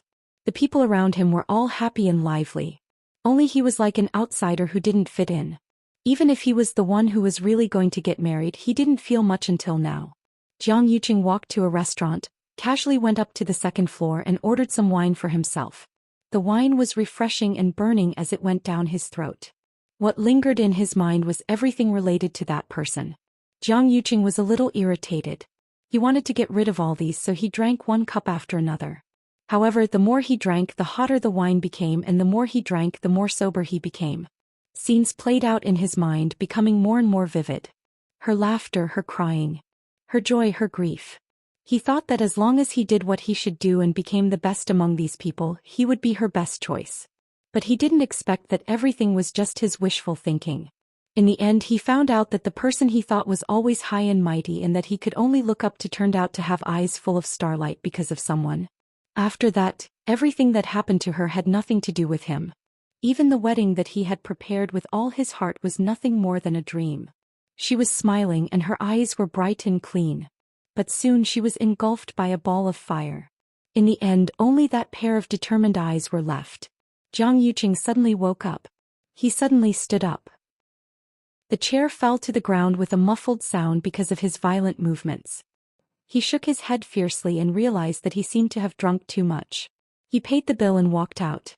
It was time to go back. A gentle breeze blew and Jiang Yuqing immediately sobered up. The many emotions in his eyes gradually subsided like the tide and faded away. However, just as he turned to leave, he suddenly saw a familiar figure in the distance. He was suddenly stunned. It was a woman wearing a red dress, and her exquisite waist could be vaguely seen. Her hair was tied up in an exquisite bun, and her black hair was like clouds. There was only an extremely simple peach blossom hairpin in it. She stood there quietly with her head slightly tilted to the side, revealing her slender and fair neck as well as the side of her beautiful face. The surrounding lights were brilliant and the light reflected on her face. It was like the snow on a moonlit night, clean and pure, with a hint of coldness and nobility. Jiang Yuqing's heart suddenly beat faster. It's her. He almost couldn't control himself and quickly went forward, quickly passing through the crowd. There was only one person in his eyes and heart. The closer he got, the faster Jiang Yuqing's heart beat. He reached out and was about to hold the woman's hand. You, mobile user, please browse and read. A better reading experience comes from Love Network. Chapter 844. The woman seemed to have sensed something and turned around. A beautiful face came into view. A trace of surprise flashed across her eyes. Then her red lips curled into a smile. You are... Jiang Yuqing suddenly paused. Although the woman in front of him looked like her, she wasn't her. Her eyes and brows were similar, but there were some differences. That person's eyes were always gentle and cunning. However, the woman in front of him had a pair of clear jade-like eyes that were faintly cold. It wasn't her, it wasn't her. Chu Liwei lowered her eyes and glanced at his hand that was suspended in midair. She raised her eyebrows. Although he was wearing a mask, she could still recognize Jiang Yuqing's identity from his figure, footsteps, and voice. Could it be that Jiang Yuqing had mistaken her for Shangguanyu? She hadn't heard such a title in a long time. How disgusting. Why are you here? Jiang Yuqing stiffly retracted his hand. His fingers curled and his throat seemed to be blocked by something. It took him a lot of effort to ask this question. Seeing Jiang Yuqing's shocked and disappointed expression, Chu Liwei blinked and the smile on her lips deepened. Hearing that voice that seemed to be filled with longing and joy, those who didn't know would really think that he was deeply in love with her. And he actually questioned her in such a way. How ridiculous. Could it be that Jiang Yuqing still hoped to see her in Shangguanyu again? Wasn't he the one who forced her into a dead end? What right did he have to talk to her like that? Chu Liu's mind raced, but she didn't show it on her face. She smiled faintly and said, Young master, you must have mistaken me for someone else. Came with my friends. They went in to buy things. I was waiting for them here. In fact, they had just returned to West Hill an hour ago. Originally, she wanted to rush back to the Chongshu pavilion first, but Mu Hongyu said that they were too embarrassed now. If they went back like this, everyone would be very worried. No matter what, they had to wash up first. In fact, it wasn't just Mu Hongyu. The others, including Chu Liyue, all looked very miserable. After all, they had stayed in the Red Moon Desert for so long. The sky was filled with yellow sand and the sun was scorching hot. Their bodies were almost stinking. Chu Liyue also didn't want to go back with a bruised nose and swollen face. After some discussion, they found a temporary inn and cleaned themselves up. As Chu Liyue still had a small bruise on her forehead, Yi Ranran simply applied a thin layer of powder and dressed her up a little. Chu Liyue rarely dressed up. Seeing how insistent Yi Ranran was, she let her be. In the middle, she remembered that she hadn't worn the peach blossom hairpin Rong Xiu gave her properly, so she took it out and used it. Originally, she wanted to go back properly. She didn't expect to meet Jiang Yuqing while waiting for Mu Hongyu and the others to buy things. What bad luck. Chu Liyue sighed silently in her heart. His good mood instantly vanished without a trace. At this moment, Jiang Yuqing finally recovered from his shock. Chu Liyue. Didn't she already? He suddenly opened his eyes wide and looked at Chu Liyue in disbelief. You're still alive? Chu Liyue narrowed her eyes and raised her chin slightly. She stared into Jiang Yuqing's eyes and smiled faintly. Young master, you must be joking. I'm standing here perfectly fine. Of course I'm alive. Jiang Yuqing was in a daze for a moment. This expression, this appearance, it really did seem like that person was talking. The alcohol came back to him again and his head was a little swollen.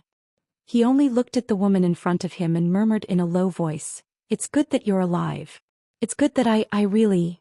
At first he felt relieved. Then, as if he remembered something, his expression suddenly changed.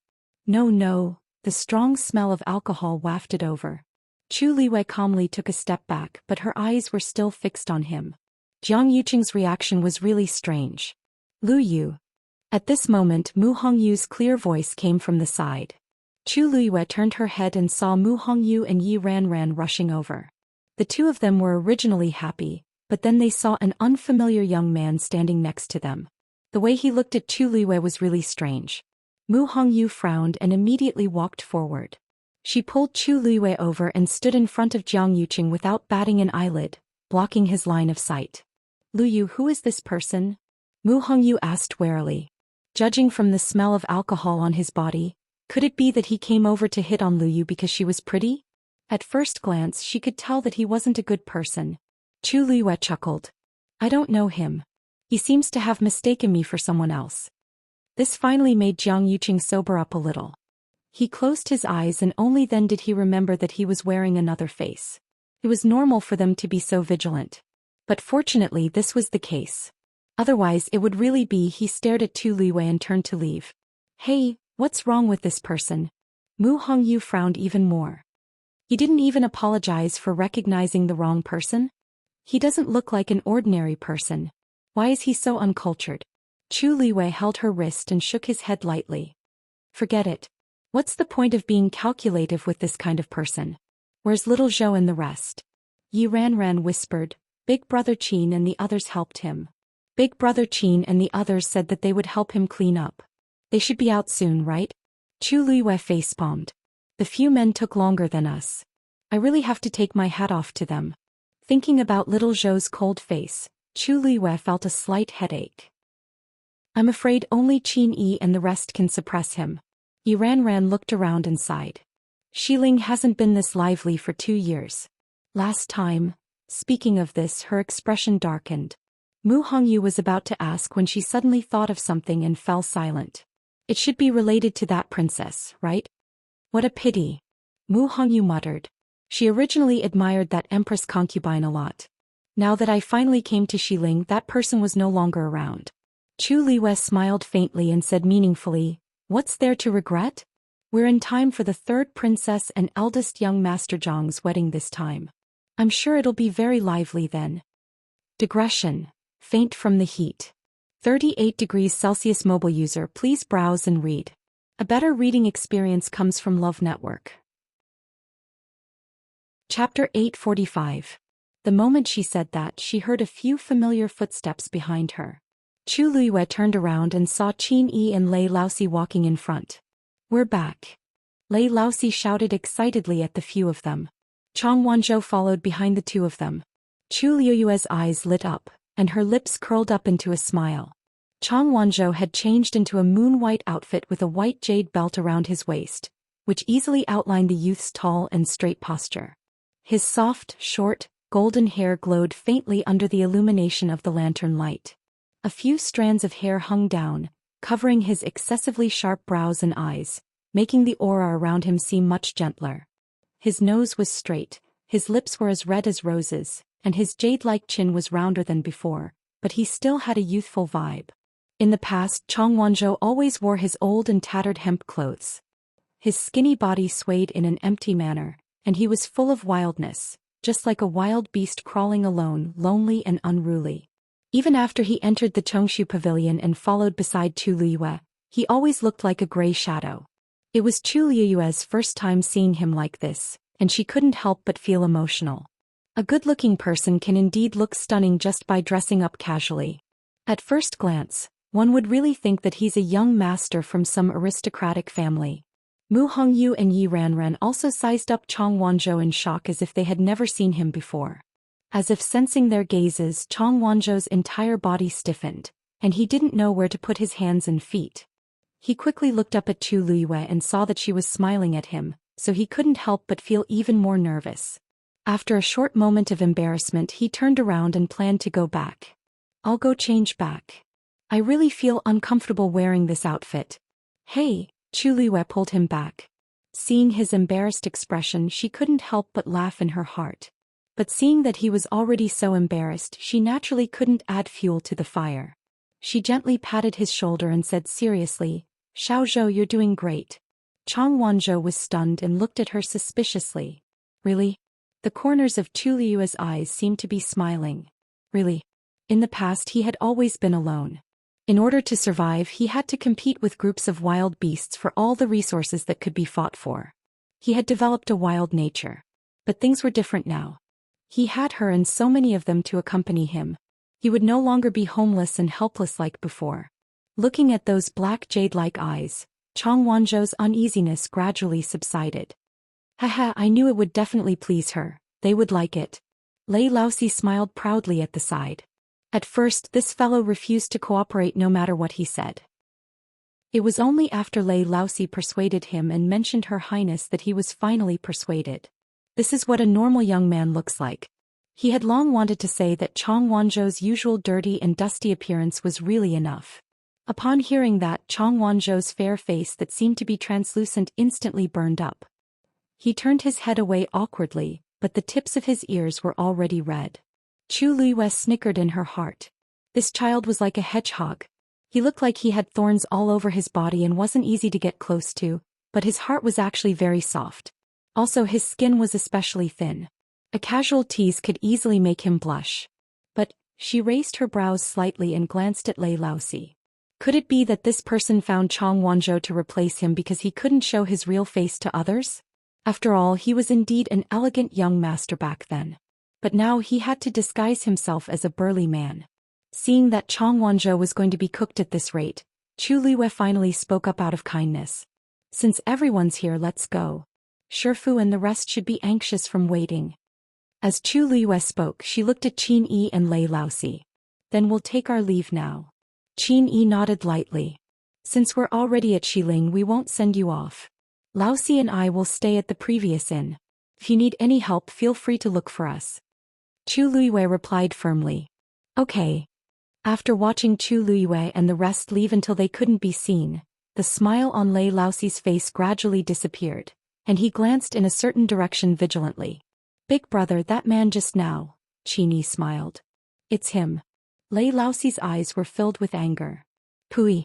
He's really shameless. Just now we were quite far away, so we didn't see the situation clearly. We only vaguely saw a man talking to Her Highness for a while before leaving. However, we couldn't be more familiar with that person's aura.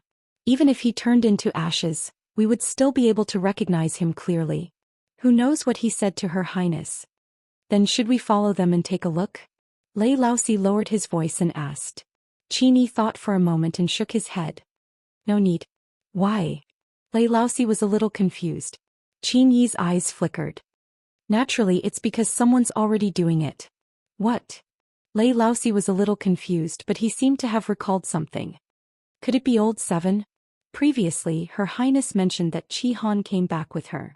The two of them relied on a special yuan instrument to conceal their aura. Qi Han seemed to have used Little Hachi's medicine.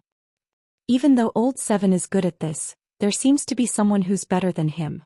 A meaningful smile appeared on Qin Yi's face. I didn't expect there to be such a huge change after 2 years. Lei Laosi was still in a daze. Big brother, do you mean that someone else is secretly following Jiang Yuqing? But other than Old Seven, who else could it be? Let's go. Old Seven probably doesn't know that we're back. As Qin Yi spoke, he walked forward. Lei Laosi hurriedly followed. As he walked, he pondered in his heart. Could it be that other than us and Qi Han, there are other people from the 13 Yu who have already returned to Xiling? As Jiang Yuqing walked on the streets, his mind was in a mess. The previous scene seemed to be replaying in front of his eyes. She's not her. He rubbed his glabella and wanted to shake everything off his mind. But for some reason, the more he thought about it, the clearer it became. On the bustling streets, there were many people walking to and fro. That girl in red stood there quietly, looked back and smiled brightly. That's Chu Luiyue's face. For some reason, Jiang Yuqing felt a little anxious. He staggered and actually almost fell to the ground. Eldest young master. Sun Qi, who had been following in the dark, hurriedly went forward but was pushed away by Jiang Yuqing. Eldest young master, you, Sun Qi said worriedly. The number of times eldest young master gets drunk can be counted with one hand. It's not even time yet, so why? Jiang Yuqing closed his eyes. Back home. Mobile users, please browse and read. A better reading experience comes from the Love Network. Chapter 846. Chongshu Pavilion. Yuchi Song had just taken Qi Dai's pulse again.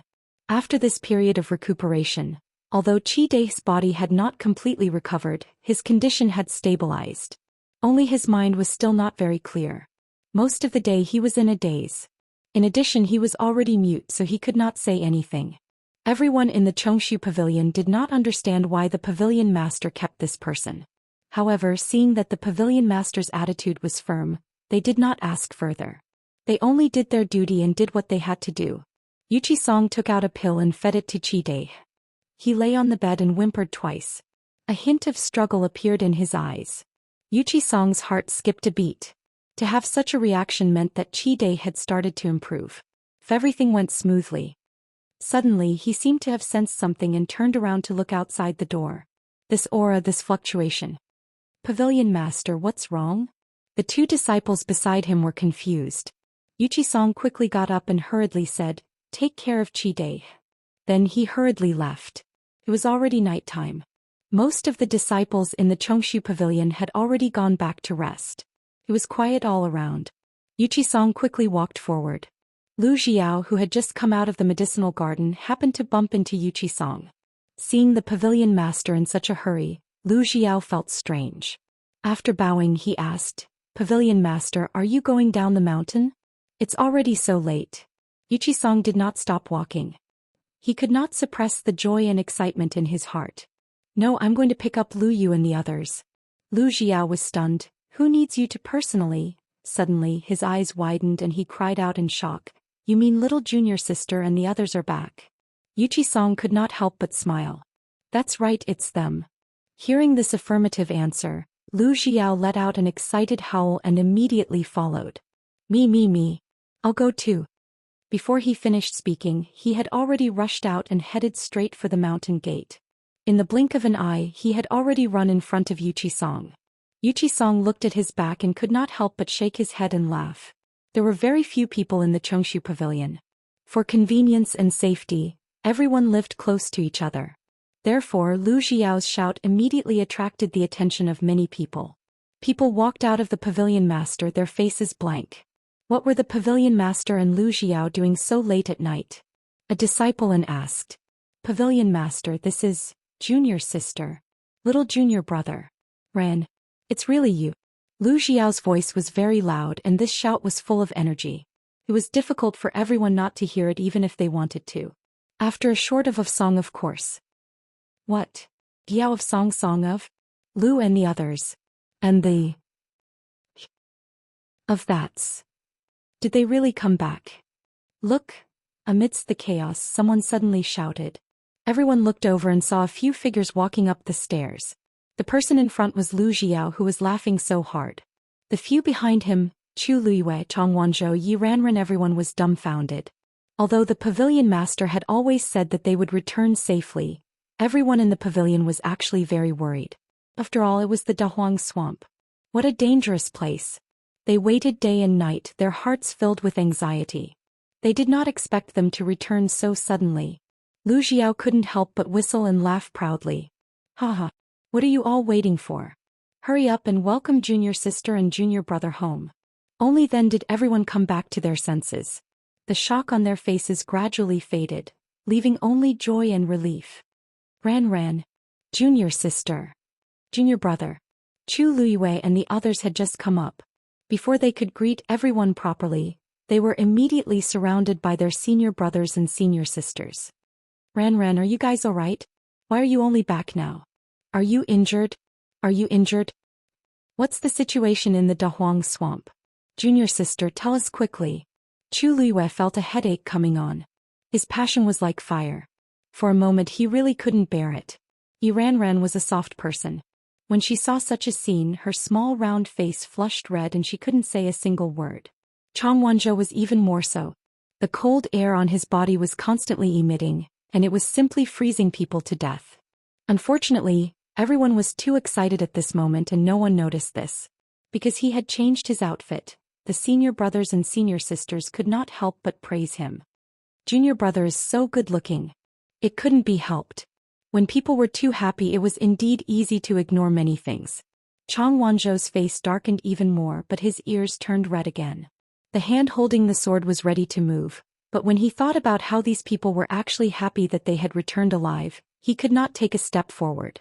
Thus, only Chu Luiyue was left, who could barely hold the situation. Senior brothers and senior sisters, this is a long story. Let's go in and talk? Chu Luiyue was discussing with everyone. As soon as he finished speaking, Lu Xiao waved his arm and shouted. Junior sister said to go in and talk in detail. Everyone heard his words clearly. After a moment of silence, the atmosphere became even more lively. Everyone clustered around the few of them as they walked inside. Quick, bring junior sister and the others back to sit down and talk. Pour tea. I'll serve tea. Hey, have you guys eaten yet? Do you want some snacks first? Don't squeeze junior sister and the others. Make way. It wasn't that Chu Luiyue didn't expect them to be welcomed back, but she never expected it to be like this. Surrounded by the crowd, Chu Luiyue suddenly felt weak, pitiful and helpless. She glanced at Yuchi-song, who was standing next to her. Master, please save your disciple. However, before Yuchi-song could answer, A group of people had already crowded around them and walked forward. Song looked at the scene in front of him with a smile. He sighed inwardly and his eyes were slightly warm. Elder Xiai heard the commotion and rushed over. When he saw the noisy scene he couldn't help but laugh. Our Chongshu Pavilion hasn't been so lively in a long time.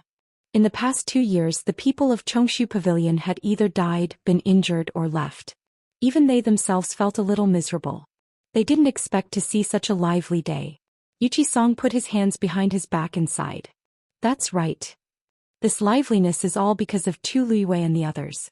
Elder Xiai patted Song on the shoulder. Let's go. Let's go celebrate the children's safe return. Song also smiled. Let's go. Mobile users, please browse and read. A better reading experience comes from Love Network. Chapter 847. That night the Chongshu Pavilion was lively for once. Everyone was excited and joyful. They surrounded Chu Luiwei and the others and looked at them from head to toe. Thus Chu Luiwei decided to tell him everything that had happened. Of course most of the details were picked out. While she was trapped underground, Mu Hongyu and Yi Ranran filled in the details of what had happened outside. Everyone was filled with emotion after listening to the story. Lu Xiao couldn't help but say, "Why are you so late? No wonder you guys came back so late. So you actually encountered so many things. What exactly is going on in the Red Moon Desert? You've all suffered a lot, haven't you?" Of course Chu Luiwei didn't expose Debao and the others. She only said that she didn't know what was going on. Yi Ranran refuted in a low voice, "Actually we didn't suffer much. Actually we didn't suffer that much and our strength has increased a lot." Although they were tired at the time, when they thought about it later, they realized that they had benefited the most from it. In that case it was indeed a great opportunity. Dahuang Swamp is unpredictable. Although it's full of danger, there are indeed many opportunities. You've all gained a lot from this trip. It wasn't a wasted trip. Elder Xia Yi said happily.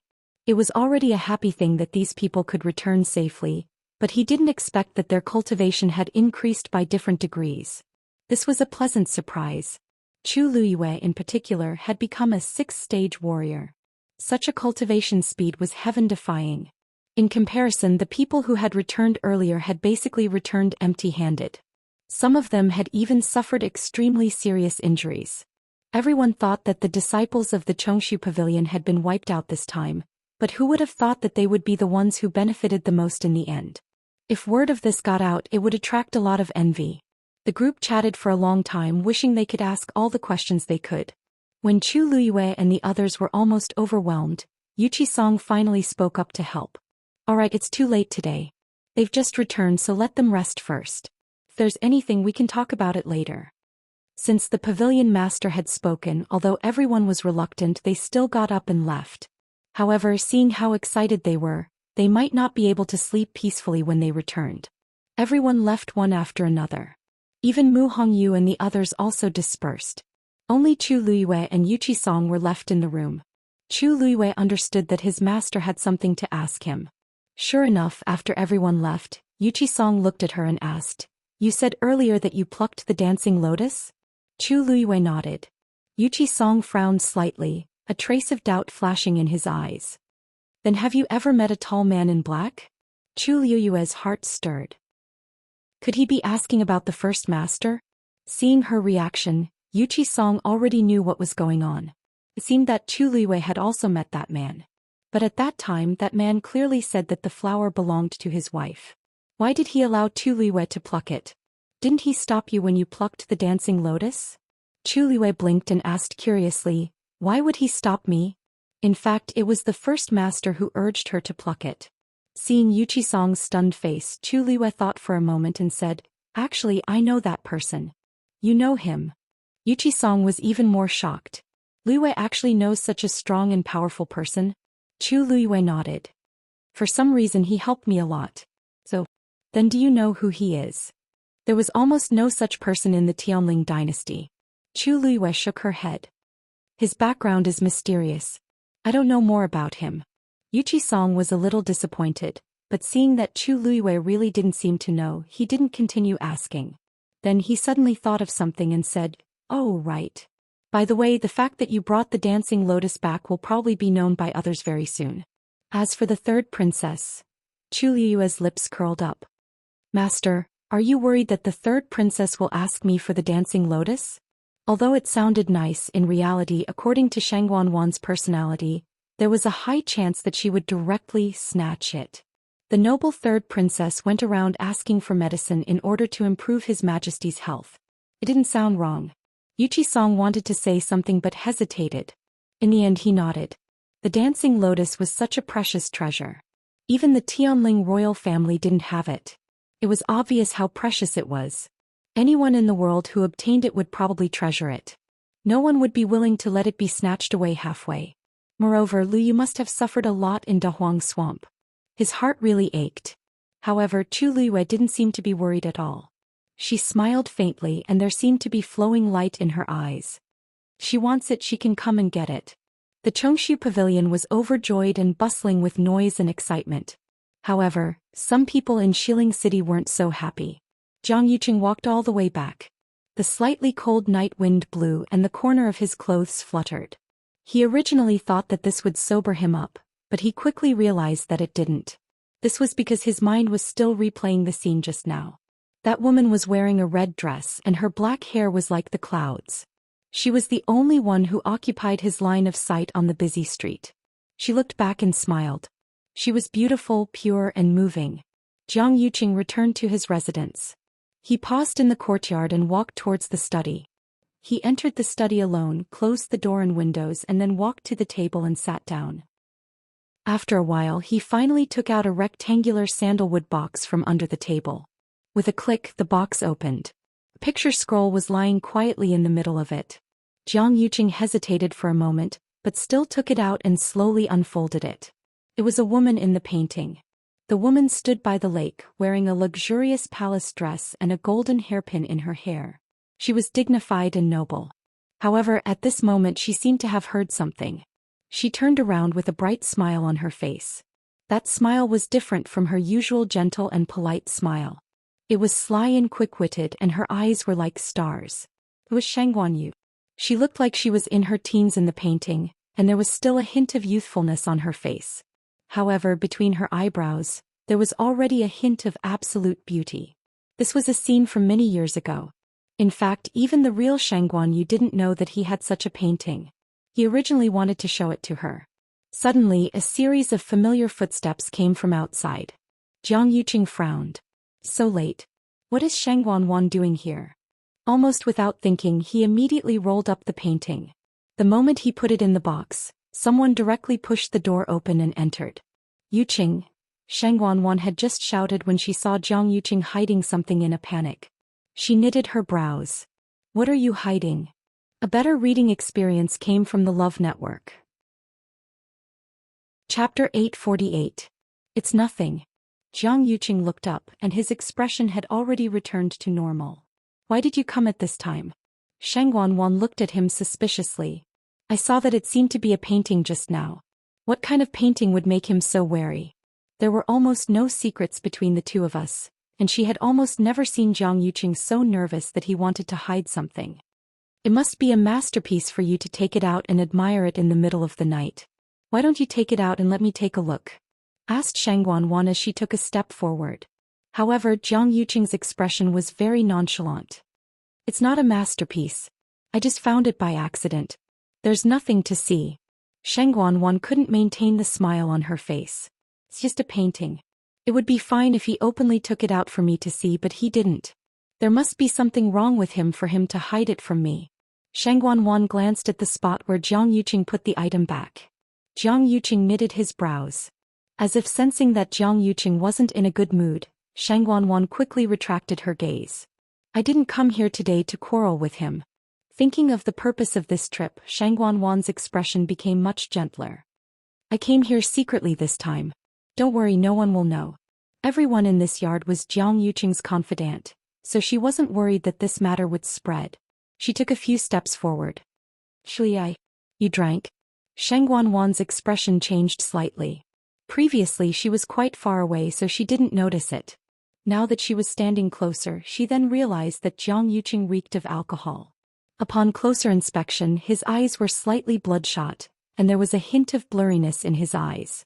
He seemed to be a little drunk. Zhang Yuqing had always been very restrained. He would never drink excessively and he wouldn't let himself get drunk. What was going on?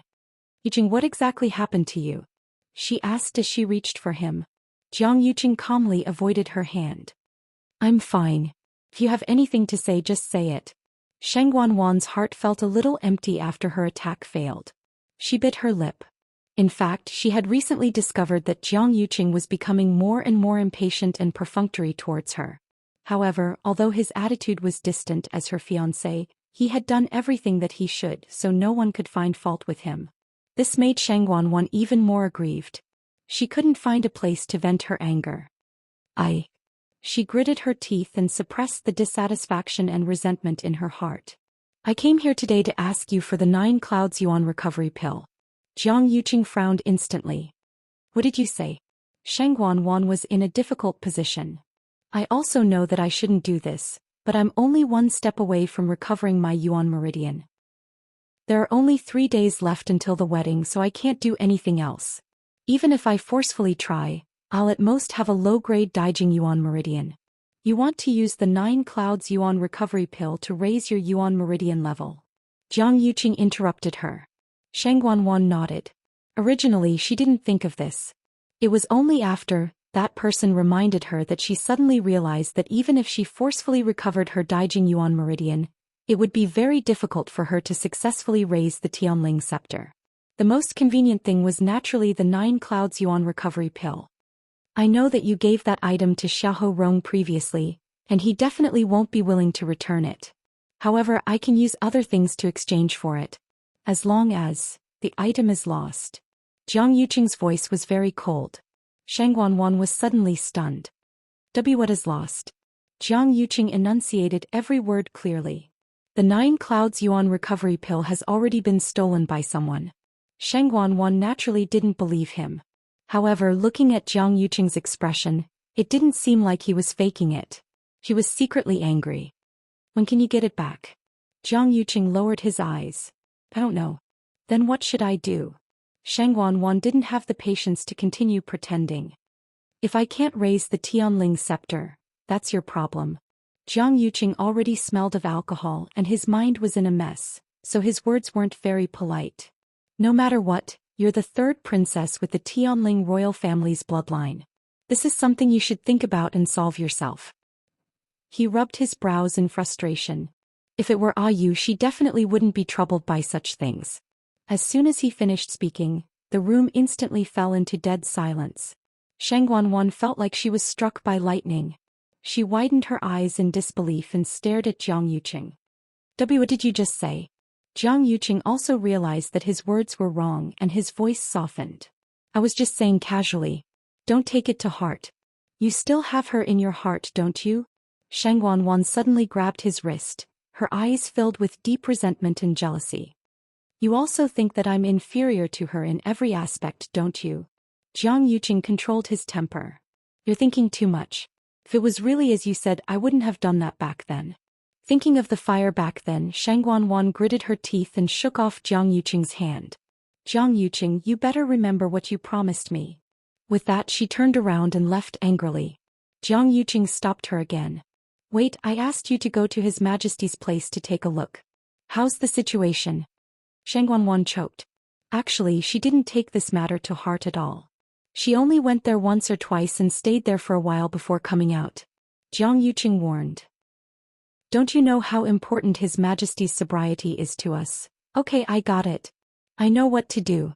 Sheng Wanwan walked around him in annoyance and left quickly. After this commotion, Zhang Yuqing finally sobered up. He thought for a while, walked over, weighed the wooden box and thought for a while. Actually, there's really no need to keep this thing. He acted like he wanted to burn it, but after going back and forth a few times, he couldn't bear to and could only put it back. Knock knock. Knocking sounds were suddenly heard. Eldest young master Lord Xiahou is here. Xiahou Rong. Let him in. Zhang Yuqing sat down on the chair. Then Xiahou Rong came in. He was wearing a black shirt which completely covered his body.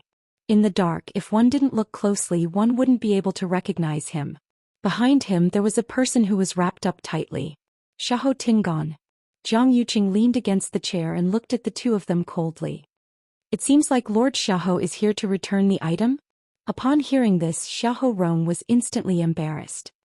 He swallowed his saliva with much difficulty and immediately scolded Xiahou Tingon. Hurry and apologize to eldest young master. Xiahou Tingon knelt on the floor and seemed to be quite injured. Why, eldest young master, you don't have to say this. Jiang Yuqing didn't have much patience with him and went straight to the point. Return the item first. We'll talk about the rest later. Xiahou Rong's face turned pale. Eldest young master, that thing is gone. A better reading experience came from the Love Network. Chapter 849. This is what happened. Now we don't even know where that item is, so we can't find it even if we want to. Xiahou Rong fearfully recounted everything, and Xiahou Tingon kept kneeling on the floor, looking like he was admitting his mistake. It's all my fault for not teaching him well, which is why I allowed my unfilial son to do such a thing. He really deserves to die. But eldest young master, please spare his life on my account. Perhaps we can still identify that person. Xiahou Rong had never begged anyone so humbly before. Now for Xiahou Tingon, he had completely thrown away his pride. Jiang Yuqing was enraged, and he almost laughed out of anger when he heard the last part. Officer Xiahou, do you know what you're saying? Xiahou Rong's voice suddenly stopped. Actually, he was also very perturbed in his heart. Not only did they lose a 9 clouds yuan recovery pill, but they might also attract a huge disaster. The other party's plan was so meticulous and their actions were so decisive. They clearly came prepared. If they were exposed by someone, the consequences would be unimaginable. Xiahou Rong trembled and used his sleeves to wipe the sweat on his forehead. Actually, he didn't dare to tell Jiang Yuqing that someone might have heard what he said that day. If Jiang Yuqing knew about this, not only would he not be able to protect Xiahou Tingon, but even he might not be able to escape. Xiahou Rong argued. Eldest young master, I know that we're in the wrong, but apart from coming clean with you today, I also want to try to make up for our mistakes. Jiang Yuqing sneered and stared at him as if he had heard the biggest joke in the world. Make up for our mistakes? Why's eldest young master? Think about it. How many people in the world can arrange such a meticulous plan and specially steal the 9 clouds yuan recovery pill? Jiang Yuqing's expression changed. You mean, eldest young master, those people have probably secretly returned. Sheng Wanwan returned to the palace in anger and threw a huge tantrum in Huayang Palace. She wasn't sure which of Jiang Yuqing's words were true and which were false. However, if Jiang Yuqing had made up his mind and did not intend to give her the 9 clouds yuan recovery pill, then no matter how much trouble she made, it would be useless. Therefore, after losing her temper, Sheng Wanwan decided to forcefully restore her yuan meridian after much consideration. If she still had some expectations and longing for Jiang Yuqing before, then his words today had completely shattered her fantasies. Regardless of whether he said it intentionally or not, Sheng Wanwan was already unforgivable. After thinking about it, she still felt that it was better to rely on herself than on anyone else. Thus, after a long period of consideration, she finally decided to forcefully restore her yuan meridian. The next day, Chu Luiyue and the others personally sent Mu Hongyu back to Dragon Teeth Mountain. The news of their safe return from the Great Desolate Swamp quickly spread throughout the entire Western Tomb. For a time, everyone was discussing with different reactions. There were those who rejoiced and there were those who were jealous. Previously, everyone thought that they were dead. Now that they had suddenly appeared, how could they not be curious? At the same time, another piece of news spread to everyone's ears. Chu Luiyue had not only successfully contracted a divine beast in the Great Desolate Swamp, but he had also plucked a dancing lotus. No matter which one it was, it would cause countless people to be envious, jealous, and hateful. One had to know that in the entire Tianling dynasty, apart from the Taizu of the past, no one else had contracted a divine beast. And that dancing lotus was a supreme-grade medicinal herb that only bloomed once every 500 years. Previously, the third princess had led 1,000 black cavalry troops and several sect disciples to the Great Desolate Swamp for the blood of the divine beast and such treasures. In the end, not only did they not obtain anything, but they also suffered heavy casualties and returned in defeat. Now, compared to Chu Liu's situation, it was really too embarrassing. On the other side, Sheng Wanwan had finally completely restored her yuan meridian on the day before her wedding after 2 days of bitter cultivation. However, just as she had expected, her yuan meridian, had just barely entered the level of the Daijing Yuan meridian. Compared to ordinary people, this might be considered not bad. However, for her status it was far from enough. In Xiling City, there were many geniuses with the Daijing Yuan meridian, and she was not even ranked among them. This made Shangguan very unhappy, but there was nothing she could do at the moment. After all, it was already very difficult to successfully restore her Yuan meridian. Thinking of this, Shangguan secretly cursed in her heart. If Shangguan hadn't destroyed her Yuan meridian back then, she wouldn't have fallen to such a state today. Thinking that tomorrow was the day of her wedding, Shangguan suppressed the resentment in her heart with great difficulty and planned to see if her father showed any signs of waking up. Shangguan brought Chani to Qingfeng Hall. However, on the way there, Shangguan realized that the atmosphere in the palace seemed a little off. She couldn't tell what the problem was, but she felt that the palace servants seemed to be looking at her differently than before, as if there was a deeper meaning behind their gazes. When she arrived outside Qingfeng Hall, just as she was about to step in, she heard whispers coming from inside. "Hey, have you guys heard? Tui's back." This sentence was like a clap of thunder that exploded in Shangguan's mind. She was momentarily dazed. "Tu Liyue is back. How is this possible? Isn't she dead?" When Chani heard this voice, she immediately wanted to go forward and reprimand her, but Shangguan pulled her back. The voices of the palace servants came one after another. "Why haven't we heard? It's not just her. Even the disciples of the Chongshu Pavilion are all fine. What does this mean? The important thing is, she contracted with a divine beast. That's a divine beast. I heard that she even brought back the dancing lotus, the treasure that Her Highness the Third Princess was injured because of. Originally, everyone said that Chu Liyue was already dead, but who knew that Chu Liyue's fortuitous opportunity was simply heaven-defying? Isn't this a slap to Her Highness the Third Princess's face? She brought so many people and put on such a big show, but in the end she didn't get anything.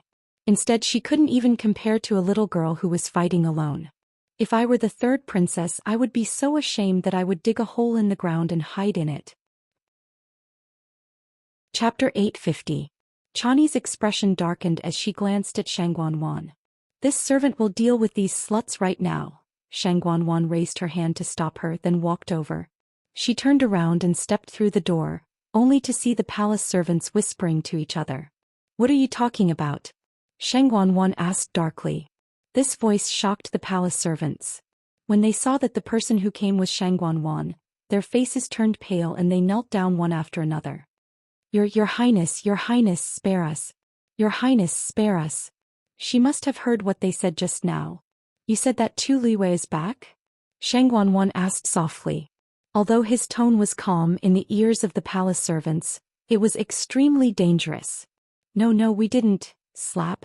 Chani stepped forward and gave the person who spoke a harsh slap to the face. "Her Highness is asking you a question. Confess honestly. If you lie, I'll cut out your tongues." Chani had always been powerful and everyone in the palace knew that she was vicious and merciless. They all feared her. Seeing her act up, they were even more worried. How could they dare to hide anything? Immediately they told him everything they knew. The more Shangguan listened, the colder her expression became. "Where did you hear all this from?" Yes, the palace is already abuzz with the news. We only heard it by accident. Your Highness, please understand. The palace servants also felt that they had been wronged. Right now it wasn't just the palace. Everyone in Xiling City was probably talking about this matter. Yet they were the ones who were caught. If the third princess really wanted to punish them, how could she do it? Shangguan's eyelids twitched. How could she not understand what they were implying? This also meant that everyone already knew about Tu Liyue's matters, but she knew nothing about it. She just happened to be in seclusion to repair her Yuan meridian. She didn't expect such a big thing to happen outside. Chani also realized that something was wrong and quickly apologized. Your Highness, it's all because of this servant's negligence. She had been guarding outside Huayang Hall all this time. She didn't even go out of the door. The people below were afraid of her. How could they take the initiative to tell her these things? Therefore, when everyone knew about this, Shangguan became the last person to know. Her expression changed a few times, then she turned around and left. Chani asked subconsciously. Your Highness, His Majesty, we've already arrived at Clear Wind Palace. Does His Highness not intend to go in and take a look? Shang Guanwan smiled coldly. This consort has more important things to do. Go invite Tu Liwei into the palace. Just ask her to treat Imperial Father with the divine beast and the dancing lotus. Since that Tu Liwei was so powerful, he naturally had to make good use of him. Xiling City. In a house on Six Clouds Street, Chu Liwei was sitting by the window playing chess with himself. The white pieces were ferocious, but the black pieces had already quietly formed an encirclement. As long as he slashed down, he would be able to kill the white pieces. How boring. Chu Liwei muttered to herself. Playing chess with herself wasn't very interesting. If Rong Xiu was here. At this moment, Chang Wanzhou walked in with ginger tea and replaced the old tea beside her that had already turned cold. Chu Liwei stopped and threw the black pieces back into the jar. She looked up and smiled. Little Zhou, aren't you too familiar with doing this? You even know when to change the tea. It wasn't good if it was too hot or too cold. When she was focused on playing chess, she would often neglect the time. However, she could always drink tea that tasted just right. All of this was naturally because of Little Zhou. She didn't know how that person with Little Zhou had tortured him back then. Little Zhou lowered his eyes slightly, his long eyelashes fluttering. These are all small matters. If I can't even do this well, then I'm too useless. He had already done these things many times and was very familiar with them. He could even do it with his eyes closed. Knock knock. Knocking sounds suddenly came from outside. Chu Liwei raised her brows slightly. Invite them in. Chang Wanzhou didn't ask anything and just nodded before turning to open the door. With a creak, the door opened.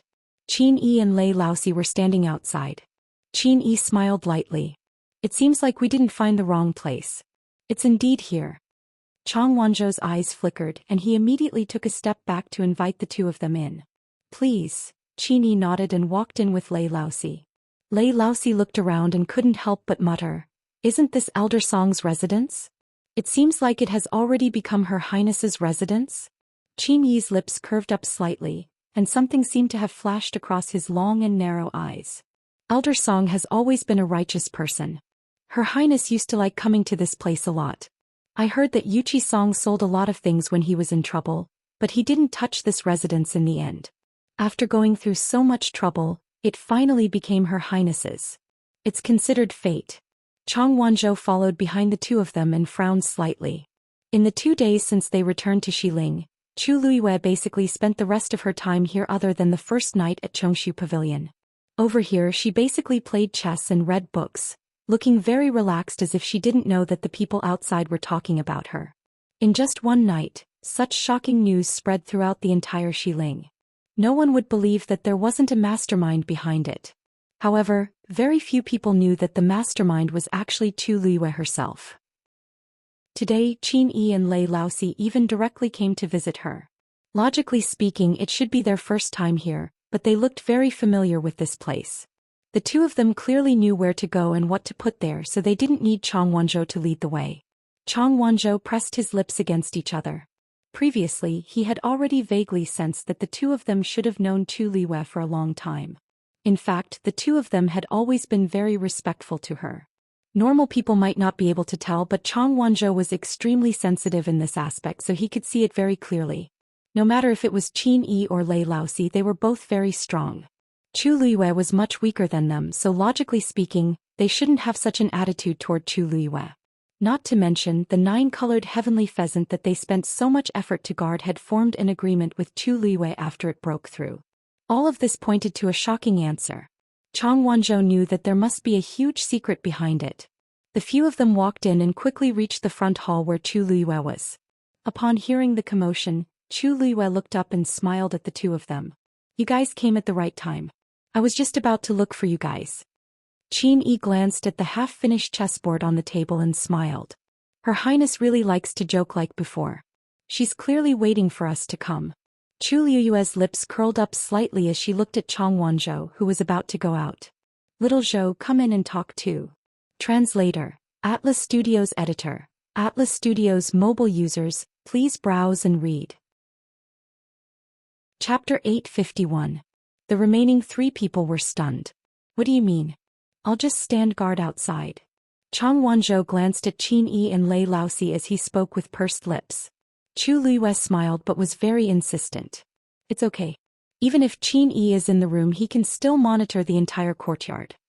Qin Yi raised his brows. Chang Wanzhou hesitated for a moment before finally following him in.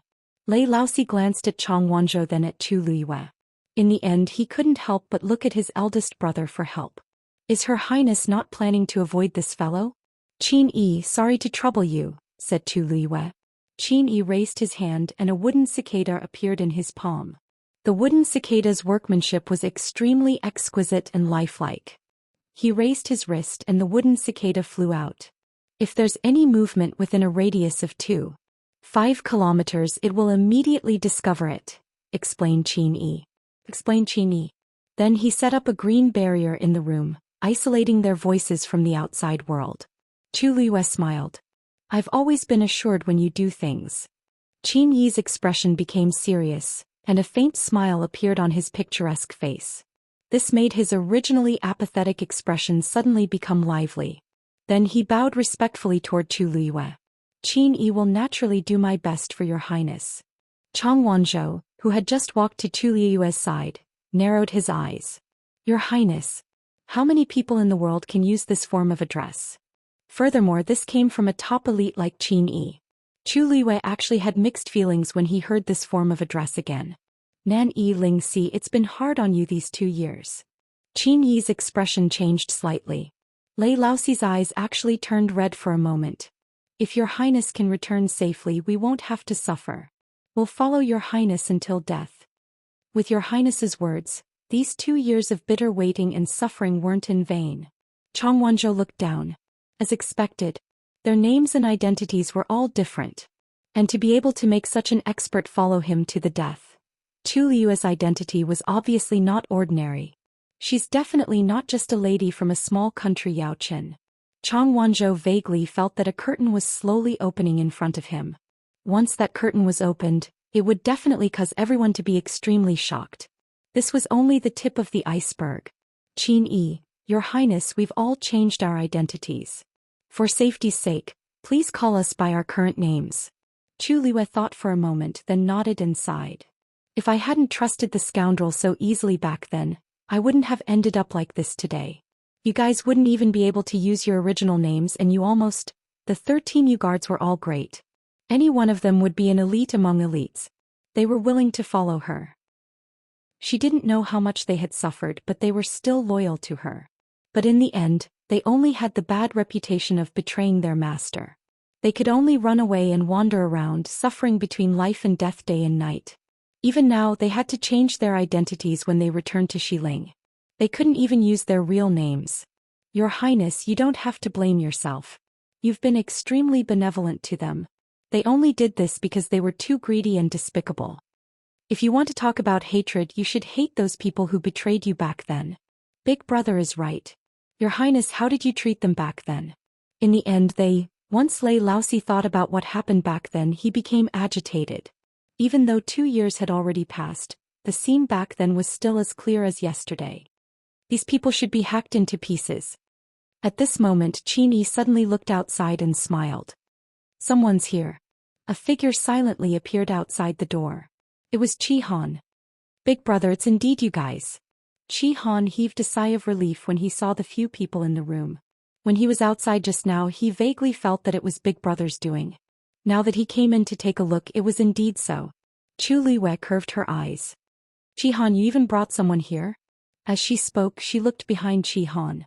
A figure suddenly jumped out. Aya, Your Highness, can't you pretend that you didn't see me? That was a young man who looked no more than 12 or 13 years old. His face still had some childishness, but he also vaguely had the aura of a young man. His pair of round eyes were very lively, and when he smiled, his eyes curved into crescents. Chu Liyue was a little shocked. Little 13, you've actually grown so tall already? I remember that I was still a little boy before. Little 13 wrinkled his nose. You haven't seen me for 2 years, so I naturally grew up quite a bit. Children at this age always hoped that they would grow up quickly and even like to pretend to be very mature. However, between his words and actions, there was always a hint of childishness, which made people not know whether to laugh or cry. Speaking of this, he quickened his pace and stopped in front of Chu Liwei before he asked curiously, "But your highness, why do you look different from before?" Based on the aura, it was indeed her highness. But this appearance... 13. Qihan called out to him in warning. 13 immediately shuddered and covered his mouth. Oh no. Previously, seventh brother said that after he came he must not speak carelessly. However, he was too happy to see her highness and forgot for a moment. "Qihan, why are you shouting at him?" Chu Liwei glanced at Qihan and waved at 13. 13, don't be afraid. 13 hurriedly ran over and hid beside Chu Liwei. He stuck his tongue out at Qihan, proud and happy. Qihan restrained his expression and cupped his fists. "Your highness, please forgive me. I didn't tell 13 much about what happened before." In fact, they didn't even tell 13 about her highness's death. They only told him that her highness was harmed by someone, but she had her own plans and would return in the future.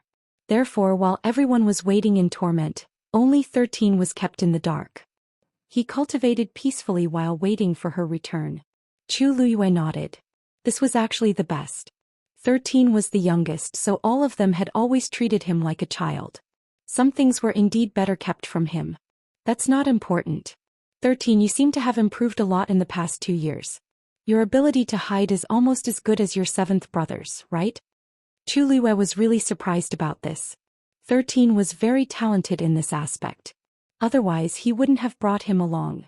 However, the speed of his improvement still exceeded everyone's expectations. When 13 heard this, he immediately said proudly, "Of course. You don't know, but recently I've been secretly tracking Jiang Yuqing's whereabouts." Chu Liwei asked with great interest. "Then what did you find out?" Digression. Mobile users at 6 o'clock, please browse for a better reading experience from Love Network. Chapter 852. Back in the room, 13 recounted everything he had found out about the recent investigation. Qihan added a few sentences from time to time. Chu Liwei then realized that the 4 people in front of her weren't the only ones from the 13U guard who returned to Xiling. More importantly, Qihan and the rest actually worked together with Jian Fengqi and Shui Lu. Previously, when she sent Mu Hongyu back to Dragon Teeth Mountain, she didn't meet Jian Fengqi, so she didn't know about this. As she listened, Chu Liwei then realized that Xiling had already set up a giant net. Other than the many preparations I made, the various parties had also made preparations in the open and in the dark. After a long time, Chu Liwei finished listening to their arrangements and let out a long sigh as she lamented in her heart. At this moment she finally understood that she wasn't fighting alone from the beginning to the end. In the 2 years after she died, there were always people running around for her. Unknowingly, there seemed to be someone helping her plan everything. Unknowingly, there was an invisible hand controlling everything for her and gathering all of her remaining strength. Just for today. Who exactly is this person? Your Highness, what do you plan to do next? Qini asked gently. Based on the evidence they currently had, they could basically reconstruct the truth from back then. But other than that, the most important thing was Chu Liuyue's identity. They could clear Her Highness's name, but it would be difficult for Her Highness to regain her position again. After all, she had already changed her physical body, so it wouldn't be easy for her to gain everyone's recognition. Back then, the news of the princess's death spread like wildfire. Even if an identical face appeared, everyone might not believe it. Besides, I'm indeed Chu Liuyue now. If I don't have enough evidence to prove that I stole someone's body, it would be hard for people to believe me. At this moment, a commotion suddenly came from outside. Everyone in the room was extremely sensitive and they all looked over. Who would come here at this time? Qini narrowed his eyes. It seems to be someone from the palace. Chu Liuyue's red lips curved slightly. They sure came quickly. She stood up and raised her chin. Yes, this is my plan. They looked at each other. Does His Highness intend to fight them head-on? You guys stay put for now. I'm going to meet Shangguanwan. Today I'll send her some dishes. Tomorrow I'll prepare a big gift. Yes. When Qin Yi and the others heard that, they immediately hid themselves. Soon only Chu Liuyue and Chong Wanzhou were left in the room. Chu Liuyue lifted his foot and walked outside. However, as soon as he took a step forward, he was stopped by Chong Wanzhou. Wait. Chu Liuyue turned around. Chong Wanzhou looked at her with a complicated gaze. There seemed to be countless emotions surging in his eyes. Today's shock was so great that even he couldn't digest it all in a short time. You are the Empress concubine? He said the last two words very softly. Even though he grew up in Nanjiang, he had heard of the legendary princess of the Tianling dynasty. Everyone said that she had died 2 years ago due to qi deviation while practicing martial arts. However, all the things that happened so far all showed that Tu Liwei was her. As ridiculous as it may sound, it's true that. Don't you already know the answer? Chu Liwei continued to smile as if she didn't care about this matter. Chang Wanzhou was stunned. Kiki, aren't you afraid that I'll leak it? Once someone finds out about such a shocking secret, it'll definitely be like thunder exploding, and the entire Tianling dynasty will fall into chaos. However, she actually told him without hiding anything. Chu Liwei asked in return. Would you do that? Of course not. Chang Wanzhou replied almost instinctively. Chu Liwei was extremely important to him. He once secretly swore in his heart that if he couldn't find that person, he would follow Chu Liwei for the rest of his life. For her, he would go through fire and water without fear of death. Chu Liwei chuckled. Then it's fine. She answered so matter-of-factly that Chang Wanzhou didn't know what to do for a moment. He understood that Chu Liwei intended to tell him her identity today. I believe you. Chu Liwei suddenly said softly. She once thought that after experiencing such a bitter betrayal, she would no longer be able to trust others the same way. However, that wasn't the case. Some people did choose to betray her, but at the same time, there was another group of people who chose to pledge their loyalty to her. She had lost everything, but she still had such a group of people who had always been with her and waiting for her. Chang Wanzhou had followed her for so long that he must have noticed that she was different from ordinary people in many ways. However, since she didn't say anything, he didn't ask and just followed her silently. Whether in life or death, he would always be by her side. Chang Wanzhou looked into those clear eyes and something seemed to surge in his chest. The blood in his body seemed to be flowing quickly, almost boiling. Let's go. A good show is about to begin. Chu Liwei blinked, then turned and walked forward. Chang Wanzhou clenched his fists and quickly followed.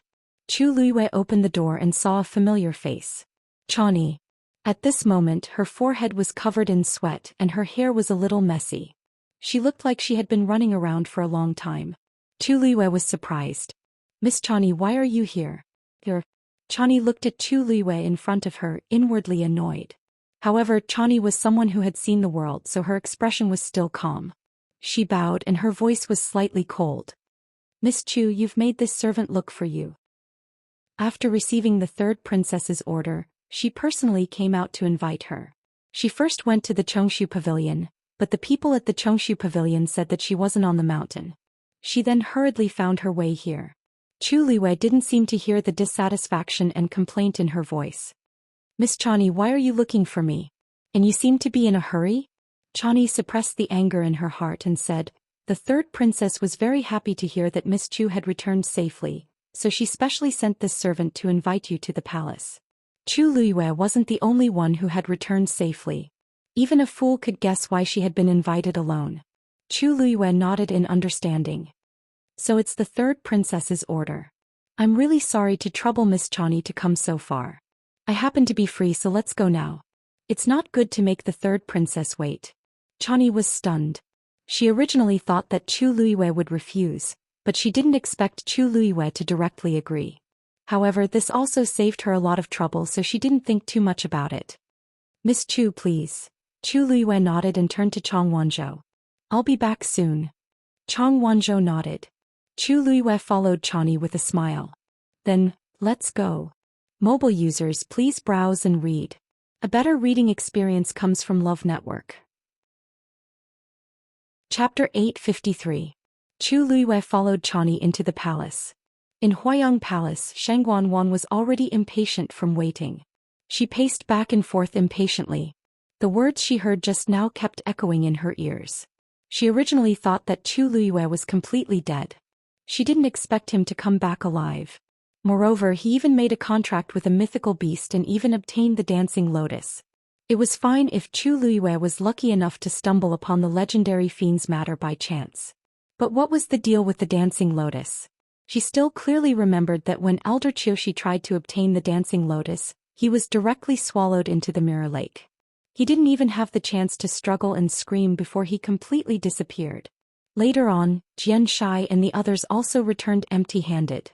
How did Chu Liwei do it? The more Shangguan Yu thought about it, the more annoyed she became. This feeling of being easily beaten by others was too familiar. In the past, when Shangguan Yu was still alive, he always suppressed her like this. No matter how hard she tried, how attentive and how she tried to please him, no one would spare her a second glance. In their eyes and hearts there was only Shangguan Yu. Shangguan thought about what happened back then and gritted her teeth in hatred. One Shangguan Yu was enough. Now there was actually another Chu Liwei.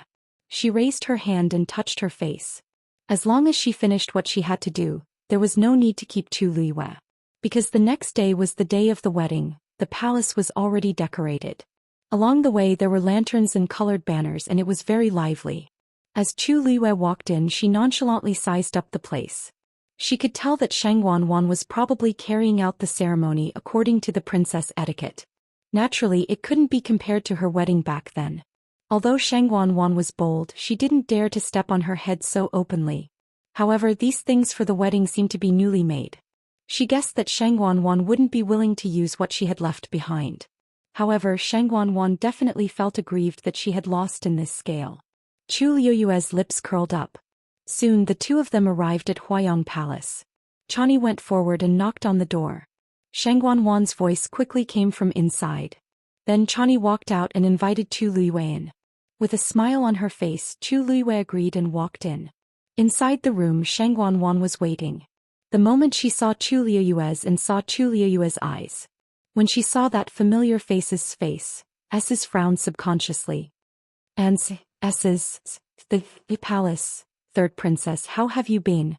Chu Liuyue stopped 5 steps away from Shangguan and said with a smile. She didn't bow, nor was there any trace of humility on her face. It was as if she didn't place Shangguan in her eyes at all. This made Shangguan even more furious. She couldn't help but sneer. What? You've forgotten your etiquette after coming back from the great desolate swamp? Why aren't you bowing when you see this princess? Chu Liuyue raised her brows slightly as if she had heard a joke. She laughed lightly. She said with a chuckle, "Third princess, have you ever seen anyone in this world bow respectfully when they see someone who almost killed them? I still remember all the things you did to me in the mystic forest." Shangguan choked. The situation back then was extremely dangerous. She was indeed partly responsible for Chu Liuyue's fall. There was no way she could deny this no matter what. Shangguan's face turned cold. "What? Are you here to settle accounts with this princess today? That's strange. Didn't you invite me here, third princess?" Chu Liuyue walked to a nearby chair very naturally and sat down leisurely. She rested her chin on one hand and said, "Even if I'm looking for trouble, shouldn't you be the one looking for me?" Seeing Chu Liuyue's impudence, Shangguan's face turned red with anger. "How dare you? This is Huayang Palace. How dare you act so presumptuously?" Chu Liuyue raised her eyes and looked at her coldly. She sneered in her heart. Speaking of which, Shangguan was only able to find a place to stay in Huayang Palace because of her help and pleading with Imperial Father.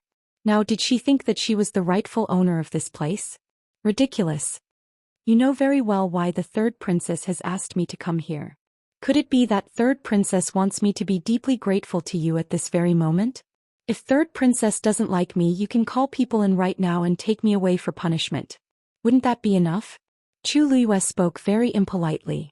She didn't put Shangguan in her eyes at all. Shangguan angrily pointed at Chu Liuyue. Her face was green and white. You dare to threaten this princess? In the past 2 years, almost no one had dared to speak to her in such a tone. Chu Liuyue leaned lazily on the chair and looked at Shangguan with half-narrowed eyes. There was a hint of ridicule in her dark jade-like eyes. So what? So what? She had made up her mind that Shangguan definitely wouldn't dare to call people in at this time.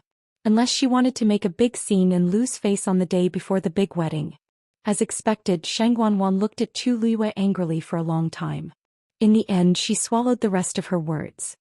Since that's the case, this princess won't beat around the bush with you. This princess wants your divine beast's blood and the dancing lotus. Imperial Father is seriously ill and only by relying on these can he hope to wake up. Imperial Father is the Son of Heaven. This is what you should do, and it's also your honor. Of course, this princess won't let you give these things away for free. As long as you hand them over, this princess will immediately announce it to the world and give you a generous reward. If anyone else heard this, they would find it extremely laughable. The divine beast's blood and the dancing lotus. These two items were priceless treasures that were rarely seen in the world.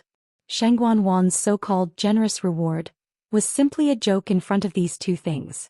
However, Chu Luiyue didn't directly refuse when she heard this. Instead, there was a slight change in her expression. Third princess, if you want me to hand over these things to treat His Majesty's illness, I naturally have no objections. However, I have a request. Shangguan Wan looked at her suspiciously. What request? Chu Luiyue said word by word. I want to personally visit His Majesty and give these things to His Majesty to consume. Impossible. Shangguan Wan didn't even think before rejecting. How could Clear Wind Palace be a place where Chu Luiyue could enter? Chu Luiyue smiled, but there was a trace of coldness in the corners of her eyes. This is originally mine. I want to see it used properly. It doesn't seem to be an excessive request, right? I am a celestial physician. Furthermore, if Third Princess doesn't trust me, then let another celestial physician do it. I'll just watch from the side. I only have this one request. If Third Princess doesn't agree, then there's no need for us to continue discussing. After saying this, Chu Luiyue stood up and dusted her clothes as if she was about to leave. Wait. Mobile users, please browse and read. A better reading experience comes from Love Network. Chapter 854. This consort will agree to your request. Shangguan Wan could only agree in the end after much consideration. Chu Luiyue was extremely arrogant now that she had such a precious treasure in her hands. She would let her be smug for now. Once this matter was over, she would settle the old and new grudges together. Chu Luiyue smiled. Third Princess, wouldn't it have been fine if you had agreed earlier? After all, His Majesty's health is more important. Don't you think so? Shangguan Wan choked. She only felt that the Chu Luiyue in front of her was truly an eyesore. Her expression was cold as she lowered her voice. You'd best behave yourself. Otherwise, this consort has plenty of ways to deal with you. Chu Luiyue shrugged nonchalantly as she chuckled. Shangguan Wan then walked out first. Chani hurriedly bowed as she secretly glanced at the two of them. The anger on the third princess's face had yet to dissipate, while Chu Luiyue had a relaxed expression. It seemed like the conversation hadn't gone very smoothly. Go invite Mingxi over. Shangguan Wan ordered coldly. Yes. Chani didn't dare to ask any more questions and immediately sent someone to do so. Shangguan Wan turned to look at Chu Luiyue. You come with this consort to Clear Wind Hall. This wasn't the first time Chu Luiyue had entered the palace after her rebirth, but it was her first time coming to Clear Wind Hall. She had tried to come here before, but this place was heavily guarded and wasn't easy to approach, so she didn't act rashly. It could be seen that Shangguan Wan placed great importance on Clear Wind Hall. Chu Luiyue knew very well that this definitely wasn't just because Imperial Father was here. She wanted Imperial Father to properly recuperate. There had to be some other reason for this place to be so heavily guarded that even the other members of the Imperial family found it difficult to enter. When the people of Clear Wind Hall saw that Shangguan Wan had actually brought Chu Luiyue along, they were all shocked. When they heard that Shangguan Wan wanted to let Chu Luiyue into the room to visit His Majesty, many people were even more shocked. It should be noted that on normal days, apart from the 3 celestial physicians on duty, only the third princess and eldest young Master Jiang could freely enter this place. Chu Luiyue was actually allowed to enter, which was really shocking. However, when everyone thought about it, Chu Luiyue had a divine beast and a dancing lotus. It seemed to make sense for the third princess to invite her. Shangguan Wan did not directly take Chu Luiyue in.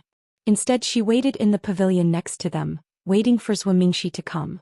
All sorts of gazes landed on Chu Luiyue. However, Chu Luiyue was already used to this and did not take it to heart at all. From the beginning to the end, he always had a demure and gentle appearance. Her words and actions were completely like that of a noble lady carefully nurtured by an aristocratic family. She was very generous and appropriate. It was very different from the aggressive appearance he had in the Huayang Palace. Vaguely, one could also hear the discussions of the servants. So that's Chu Luiyue. I've always heard of her, but today is the first time I've seen her. She really lives up to her reputation. Her charm and appearance are truly stunning. Coupled with her top-notch talent, it's really enviable. I heard that she came from an ordinary background, but now that she has contracted a divine beast and has such strength, the problem of her background is no longer a problem. Moreover, this imposing manner of hers really doesn't look like she came from a small family, especially that noble air between her eyebrows. Shang Wanwan was also gritting her teeth as she watched from the side. The few times they had met before, Chu Luiyue was still very restrained. However, after returning from the mystic forest, it seemed that because he had something on her, he had become more and more unbridled. And now, in front of everyone, she had pretended to be a different person. It was really disgusting. Chu Luiyue didn't care about Shang Wanwan's furious and jealous gaze. The main reason she came here today was to take a look at her father first. Even though Qi Han previously said that her father's health had improved a lot, she still felt uneasy without seeing it with her own eyes. Thinking of how her father had been imprisoned in Qing Feng Palace for 2 years and couldn't even get out of bed, Chu Luiyue's heart ached. Just like that, about an hour later, Zhou Mingxi hurried over. There was actually another person who came with him. Jiang Yuqing. Your humble servant is late. I hope that your highness the third princess will forgive me. Zhou Mingxi took a few steps forward and immediately bowed. Shang Wanwan didn't have much reaction when she saw him, but when she saw Jiang Yuqing, she knitted her brows. Why are you here? Jiang Yuqing explained, Zhou Mingxi and I were in a similar situation. Previously, Officer Zhou and I happened to be together. When we heard the news from the palace, we were worried, so we decided to come together. Then his gaze turned slightly and it landed on Chu Luiyue. In actual fact, he originally didn't want to come, but after hearing from the palace servants that Shang Wanwan had invited Chu Luiyue into the palace, he hesitated for a while and still followed. Ever since he hurriedly parted with her at the Lantern Festival that night, he hadn't seen her for the past few days. However, the scene from that day couldn't be erased from his mind. The more he thought about it, the more he wanted to see her again. Once this thought was born, it couldn't be erased. In addition, everyone in Xiling knew about the recent news of Chu Luiyue's legendary fiend bringing back the dancing lotus. Thus, the thought in his heart became even stronger. Chu Luiyue seemed to not notice his gaze as he bent his knees and bowed. Greetings, eldest young master, Officer Zhou. The girl in front of him had skin as white as snow, and her eyes were bright. She didn't wear any makeup, but she was still beautiful and moving. Jiang Yuqing's heart tingled slightly. At the side, Shang Wanwan felt that something was amiss. The way Jiang Yuqing looked at Chu Luiyue made her very uncomfortable. For some reason, she suddenly remembered the painting that Jiang Yuqing hurriedly put away in the study that day. Uneasiness suddenly surged in her heart. Shall we go in and take a look at His Majesty's situation first? Chu Luiyue broke the silence. Jiang Yuqing smiled and his voice was gentle. Alarm bells rang in Shang Wanwan's heart. Mobile users, please browse and read. A better reading experience comes from AI Network. Chapter 855. A woman's intuition was always very accurate. Jiang Yuqing only said a few words to Chu Luiyue, but it already made Shang Wanwan feel very uncomfortable. His tone was clearly different from when he spoke to her. Even his eyes seemed to have a trace of imperceptible gentleness. Shang Wanwan bit her lip. Could it be that Jiang Yuqing really had feelings for Chu Luiyue? She clenched her hands in her sleeves and took a step forward. Her eyes were filled with anger. Tomorrow is the day of our wedding.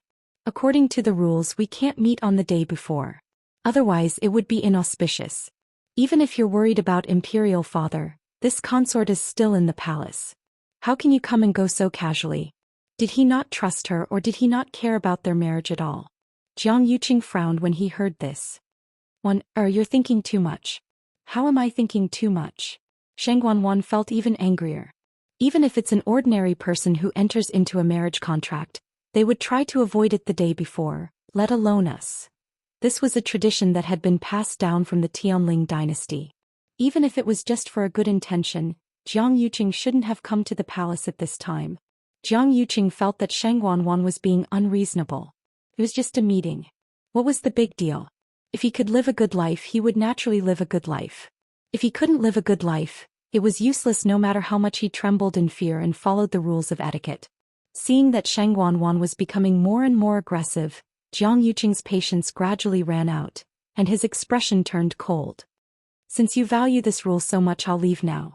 After saying this, he really turned around and left with a wave of his sleeves. Jiang Yuqing. Stop right there. Sheng Wanwan didn't expect that Jiang Yuqing wouldn't give her any face. She only said a few words to express her dissatisfaction, but he actually turned around and left. And in front of so many people.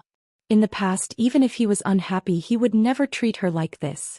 However, Jiang Yuqing turned a deaf ear to this voice. He didn't even pause in his footsteps as he directly left. Anyone could see the decisiveness and coldness in his back as he left. Sheng Wanwan's heart felt like it was on fire for a moment, but it also felt like ice water was poured on it for another moment. She was so angry that her whole body trembled. Wasn't she doing this for their future? In the end, he treated her like this. The atmosphere in the courtyard instantly dropped to the freezing point. The surrounding palace servants all lowered their heads, not daring to breathe loudly. The day before the wedding, the third princess and the eldest young master Jiang had an argument in the Qingfeng palace, and they parted on bad terms. If this news were to spread, who knew what the people outside would say? Sheng Wanwan gradually came back to her senses. Her face was red and white and she was extremely embarrassed. Zhou Mingxi looked embarrassed and didn't know what to do. Jiang Yuqing came here with him. He didn't expect things to turn out like this. Chu Liwei calmly stood to the side with her eyebrows slightly raised. It seemed like she didn't care about this matter at all. She knew best what kind of person Jiang Yuqing was. In his heart, the most important person was always himself. When would such a selfish person care about other people? Sheng Wanwan should still like him. Otherwise, she wouldn't care so much about the meeting on the eve of the wedding. Unfortunately, Jiang Yuqing was too lazy to deal with her. Chu Liwei lowered her eyes and sneered in her heart. Now that things had turned out like this, who knew what kind of wonderful show would happen tomorrow? Sheng Wanwan clenched her teeth and suppressed the anger in her heart with great difficulty. You too, come with this consort to visit Imperial Father. After saying this, she took the lead and walked inside. Chu Liwei and Zhou Mingxi followed closely behind. Inside the Qingfeng palace it was very quiet. White mist lingered above the incense cauldron and a faint fragrance of ambergris spread out. Chu Liwei wrinkled her nose. At that time Jian Fengqi had this smell on his body. She calmly looked inside. There was a person lying inside the golden muslin canopy. From here she could only see a blurry figure. But Chu Liwei could still recognize at a glance. That person was Imperial Father. The tip of her nose turned sour and the rims of her eyes turned hot. In an instant, it was as if there was a surge of heat in her heart, almost overturning her. Back then, when she was forced into a dead end, she finally chose to commit suicide without properly saying goodbye to Imperial Father. Now that they met again, she had already become a different person. When she thought of how he had been lying here for 2 years, the bitterness and anger in Tu Liu's heart almost burst out of her chest. She used a great deal of strength to restrain her urge to rush forward. Sheng Wanwan walked in front and had already reached the bedside. Lord Zhou, come and take a look at Imperial Father's condition first. Zhou Mingxi walked forward. He lifted a corner of the muslin canopy and pulled His Majesty's hand out, leaving only his wrist exposed. Then he carefully took His Majesty's pulse. After a moment, he let go of His Majesty's hand. His Majesty's body hasn't fully recovered yet and is still unstable. If you want His Majesty to wake up, I'm afraid that he still needs to be nursed back to health. As he spoke, he glanced at Chu Liwei.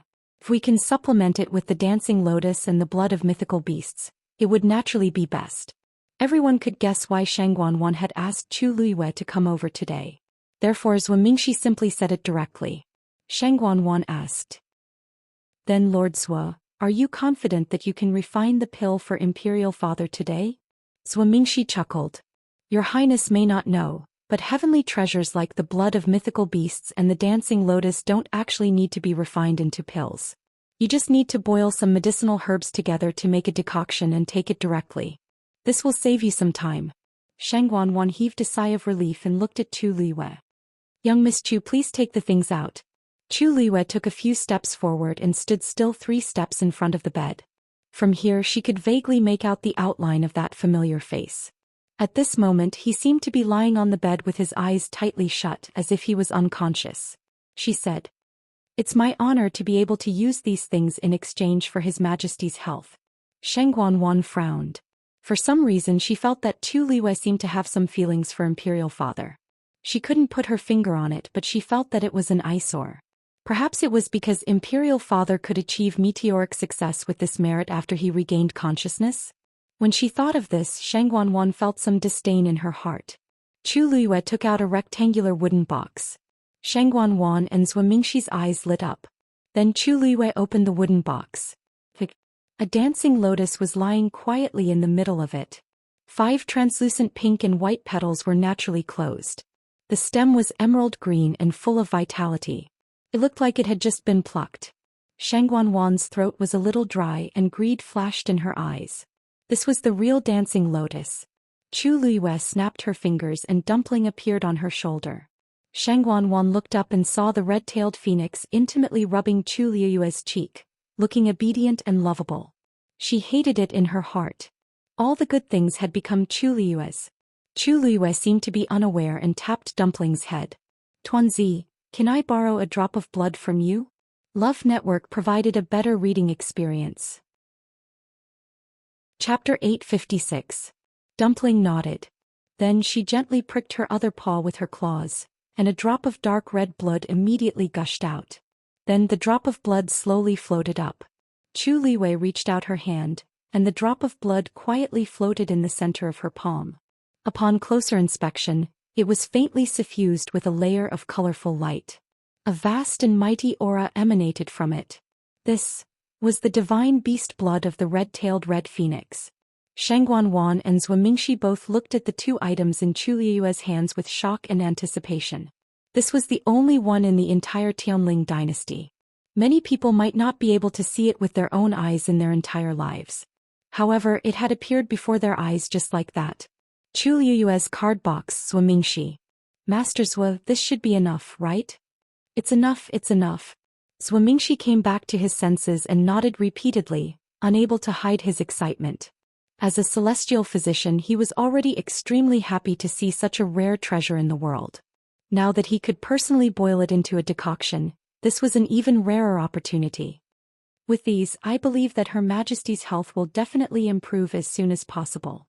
Chu Liwei nodded in satisfaction and handed over the wooden box and the drop of blood. Zhou Mingxi carefully took it. For safety's sake, he took out his own medicine cauldron and began refining. A ball of orange flame burned in the medicine cauldron. Zhou Mingxi threw in a few medicinal herbs one after another. When the refinement was almost complete, he cautiously threw in the dancing lotus. The clear and beautiful petals quickly curled up and then slowly melted, condensing into a snow-white water droplet. At first glance it looked like a small snowball. Finally, Zhou Mingxi put in Dumpling's blood. The 2 water droplets began to slowly merge. After about 15 minutes, all the medicinal herbs in the medicine cauldron had completely merged. Because they weren't refining pills, it didn't cause too much of a commotion. However, the ball of decoction floating in the medicine cauldron emitted a faint aura. He was not to be underestimated. Zhou Mingxi's body was almost drenched in sweat, and his lips were slightly pale. It could be seen that in this short period of time he had consumed a lot of energy. Whether it was the divine beast's blood or the dancing lotus, they both contained extremely powerful energy. It was indeed not an easy task to harmonize the medicinal properties to the best possible level. In the end, Zhou Mingxi waved his sleeve and poured the medicine into a jade bowl. Sheng Guanwan stood at the side, staring at the bowl of medicinal soup, ready to make a move. If the decoction could be used on myself, not only would her strength be greatly improved, even the scars on her face might be completely healed. Thinking of this, the desire in her heart grew even stronger. Unfortunately, there was only one dancing lotus and he had used it all just now. But the blood of a mythical beast. Wasn't Chu Liu's red-tailed red phoenix still there? Your Highness. Zhou Mingxi handed over the bowl of medicinal soup. Would you please feed it to His Majesty? Sheng Guanwan lowered her eyes to take a look, and only then did she regain her senses. She nodded and took the bowl. Taking a step forward, she lifted the muslin curtain and sat by the bed. Chu Liu looked up, wanting to see Imperial Father's face. Unfortunately, Sheng Guanwan blocked her view so she couldn't see clearly. Her heart trembled slightly, but she still withdrew her gaze, hiding the longing and worry in her eyes. With this medicine, Imperial Father's body should be able to improve greatly. The reason why she had purposely released the news and insisted on watching with her own eyes was to ensure that Imperial Father would be safe. Now she could finally relax a little. On the other side, after Shangguan fed a few mouthfuls of the medicine, she turned back to look at the two. This consort will take care of things here. You can leave first. Zhou Mingxi responded and was about to leave, but Chu Luiyue said with a faint smile, "Today, I don't have any urgent matters to attend to. Anyway, I don't have anything important to do today, so I'll just stay here and see how His Majesty is doing after taking the medicine. After all, it came from me. If I leave now and something happens in the future, I really won't be able to explain myself." "Third Princess, don't you think so?" Hearing this, Zhou Mingxi, who was just about to leave, stopped. That's right. He was the one who refined this medicine. What if something happened? Then this humble subject will also wait here? Zhou Mingxi said tentatively, then stood to the side. Shangguan was furious. She had originally wanted to send the two of them away so that she could take the remaining half of the medicine for herself. But now it seemed that she couldn't. Under the gazes of the two, Shangguan could only obediently feed the rest of the medicine to Imperial Father. Finally, she placed the empty bowl to the side and said indifferently, "All right, the medicine is finished. All right, the medicine has been used up. Let Imperial Father rest first." Chu Luiyue glanced at Imperial Father and vaguely saw that Imperial Father's complexion was much better. She felt slightly relieved. "Since His Majesty has used the medicine, then if there's nothing else, I won't disturb you any longer." With that, she turned to leave. "Wait." However, Shangguan suddenly spoke up and stopped her. "This consort has something to discuss with you in a bit." Without waiting for Chu Luiyue to reply, Shangguan glanced at Zhou Mingxi again. "It's best if there's someone watching Imperial Father. I'll have to trouble Lord Zhou to stay here for a while." Zhou Mingxi hurriedly said. "This humble subject will naturally do his best." Shangguan walked out. When she brushed past Chu Luiyue, she gave her a meaningful look. "Follow this consort." Chu Luiyue narrowed her eyes and followed. The two left Clear Wind Palace's main hall and arrived at a side hall. The moment they entered, Chani tactfully closed the door. Chu Luiyue turned to look at the closed door and smiled. "Third Princess, what are you doing?" Shangguan raised her chin slightly and ordered from above. "This consort wants your divine beast's blood." Chu Luiyue had already guessed what she wanted to do, so she raised her brows without any shock. "Third Princess should know that it's not an easy task to condense a divine beast's blood that contains the power of a bloodline, right? Dumpling already offered one earlier. If I give it to you now, I'm afraid that I'll suffer from a loss of blood." Shangguan sneered. "Chu Luiyue, don't play dumb in front of this consort." Back when this consort's face was scratched by this beast, this consort was already being especially merciful by not pursuing the matter of you and it. "If you know what's good for you, you'd best obediently offer up the divine beast's blood right now." If it weren't for the fact that this red-tailed phoenix had already been contracted and couldn't change its master, she would definitely have snatched this divine beast as well. Chu Luiyue looked at her with her arms crossed and one hand lightly tapped her chin. "Your words aren't without reason. After all, appearance is extremely important to any woman. Tomorrow is your wedding day. It's not good to have a face covered in scars. Besides, you can hide it for a while, but you can't hide it forever. Your true appearance will eventually be exposed for the world to see. Don't you think so?" Mobile users, please browse and read. A better reading experience comes from Love Network. Chapter 857. Shangguan's heart suddenly trembled. Chu Luiyue's words were like a sudden clap of thunder that exploded in her ears. She immediately felt guilty and looked at Chu Luiyue in bewilderment. Was there a hidden meaning behind his words? However, Chu Luiyue's eyes were curved and he didn't seem to be implying anything. Shangguan's heart felt like it was suffocating and she didn't know what to do. "Just tell me, are you going to give me the mythical beast's blood or not?" Chu Luiyue said with a smile. "Third Princess wants it, so how can I not give it to her?" "Dumpling." She turned to look at Dumpling, who was nestled on her shoulder. It had already curled up into a ball and turned its head away, looking very disgusted. Not to mention that this blood was very precious to it. Even if it didn't want it, it wouldn't be willing to give it to Shangguan. Chu Liwei coaxed it a little and Dumpling reluctantly offered up another blood bead. Shang Wanwan's eyes lit up. The blood bead hovered in the palm of her hand. Chu Liwei said, "Third princess, it's not impossible for you to have it, but you have to take out something of equal value in exchange." Shang Wanwan sneered disdainfully. At the end of the day, Chu Liwei just wants something. "What do you want?" Chu Liu's lips curled up slightly. "I'll tell you what I want tomorrow. I hope that third princess won't be stingy when the time comes." Shang Wanwan frowned slightly. "Tomorrow is my wedding day. I won't have time to deal with you then." Chu Liu's eyes seemed to flash. "That's what I need to think about." Shang Wanwan didn't care. She had a lot of things to do at the wedding tomorrow. A mere Chu Liuwei wouldn't even have the right to talk to her. She had nothing to worry about. This consort agrees. Chu Liuwei smiled and nodded. With a flick of his finger, the blood bead flew toward Shang Wanwan. "Since that's the case, I'll first wish third princess a smooth marriage and a blissful marriage with young Master Jiang." With that, Chu Liuwei did not stay any longer and turned around to leave. Shang Wanwan hurriedly grabbed the blood bead and impatiently swallowed it. In an instant, it seemed as if a flame had ignited in his chest. Shang Wanwan hurriedly took off the mask. An itchy and numb feeling came from the wound on her face.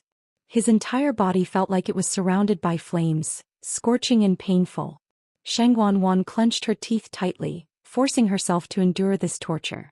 As long as his appearance could be restored to normal, this was nothing. Chu Liuwei left Clear Wind Hall, his footsteps light. Dumpling had already returned to her body. "Not bad." Chu Liuwei praised in her heart. Dumpling flapped its wings with a proud look in its eyes. Chu Liuwei saw its reaction and couldn't help laughing. He turned around to take a look.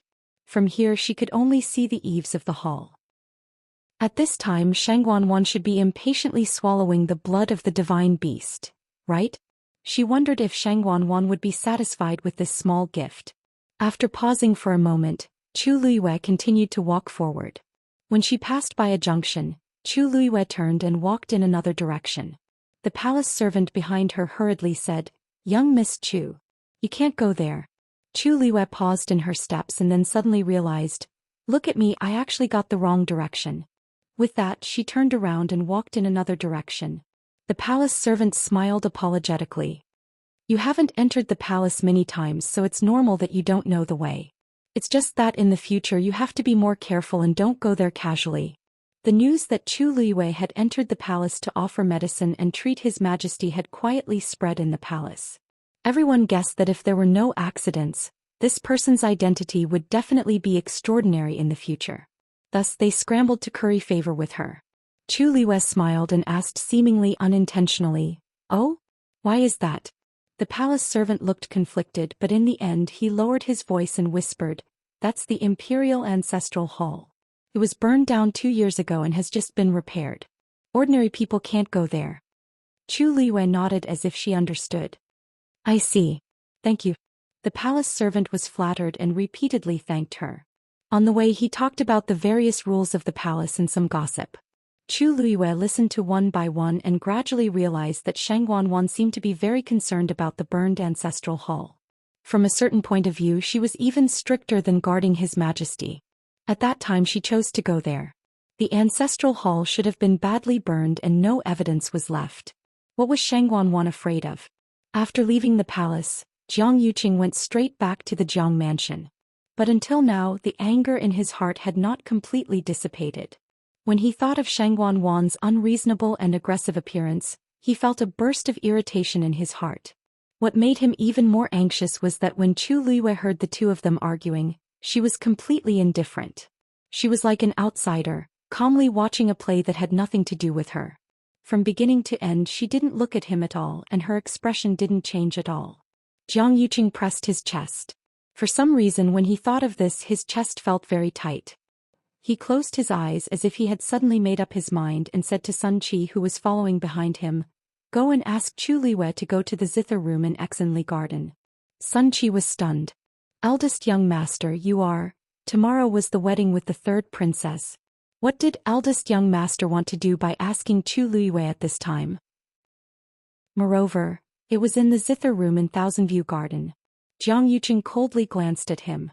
Sun Qi immediately said, Your subordinate will go right away. Mobile users, please browse and read. A better reading experience comes from Love Network. You're tuning in to the Zhou Xian's Legacy YouTube channel.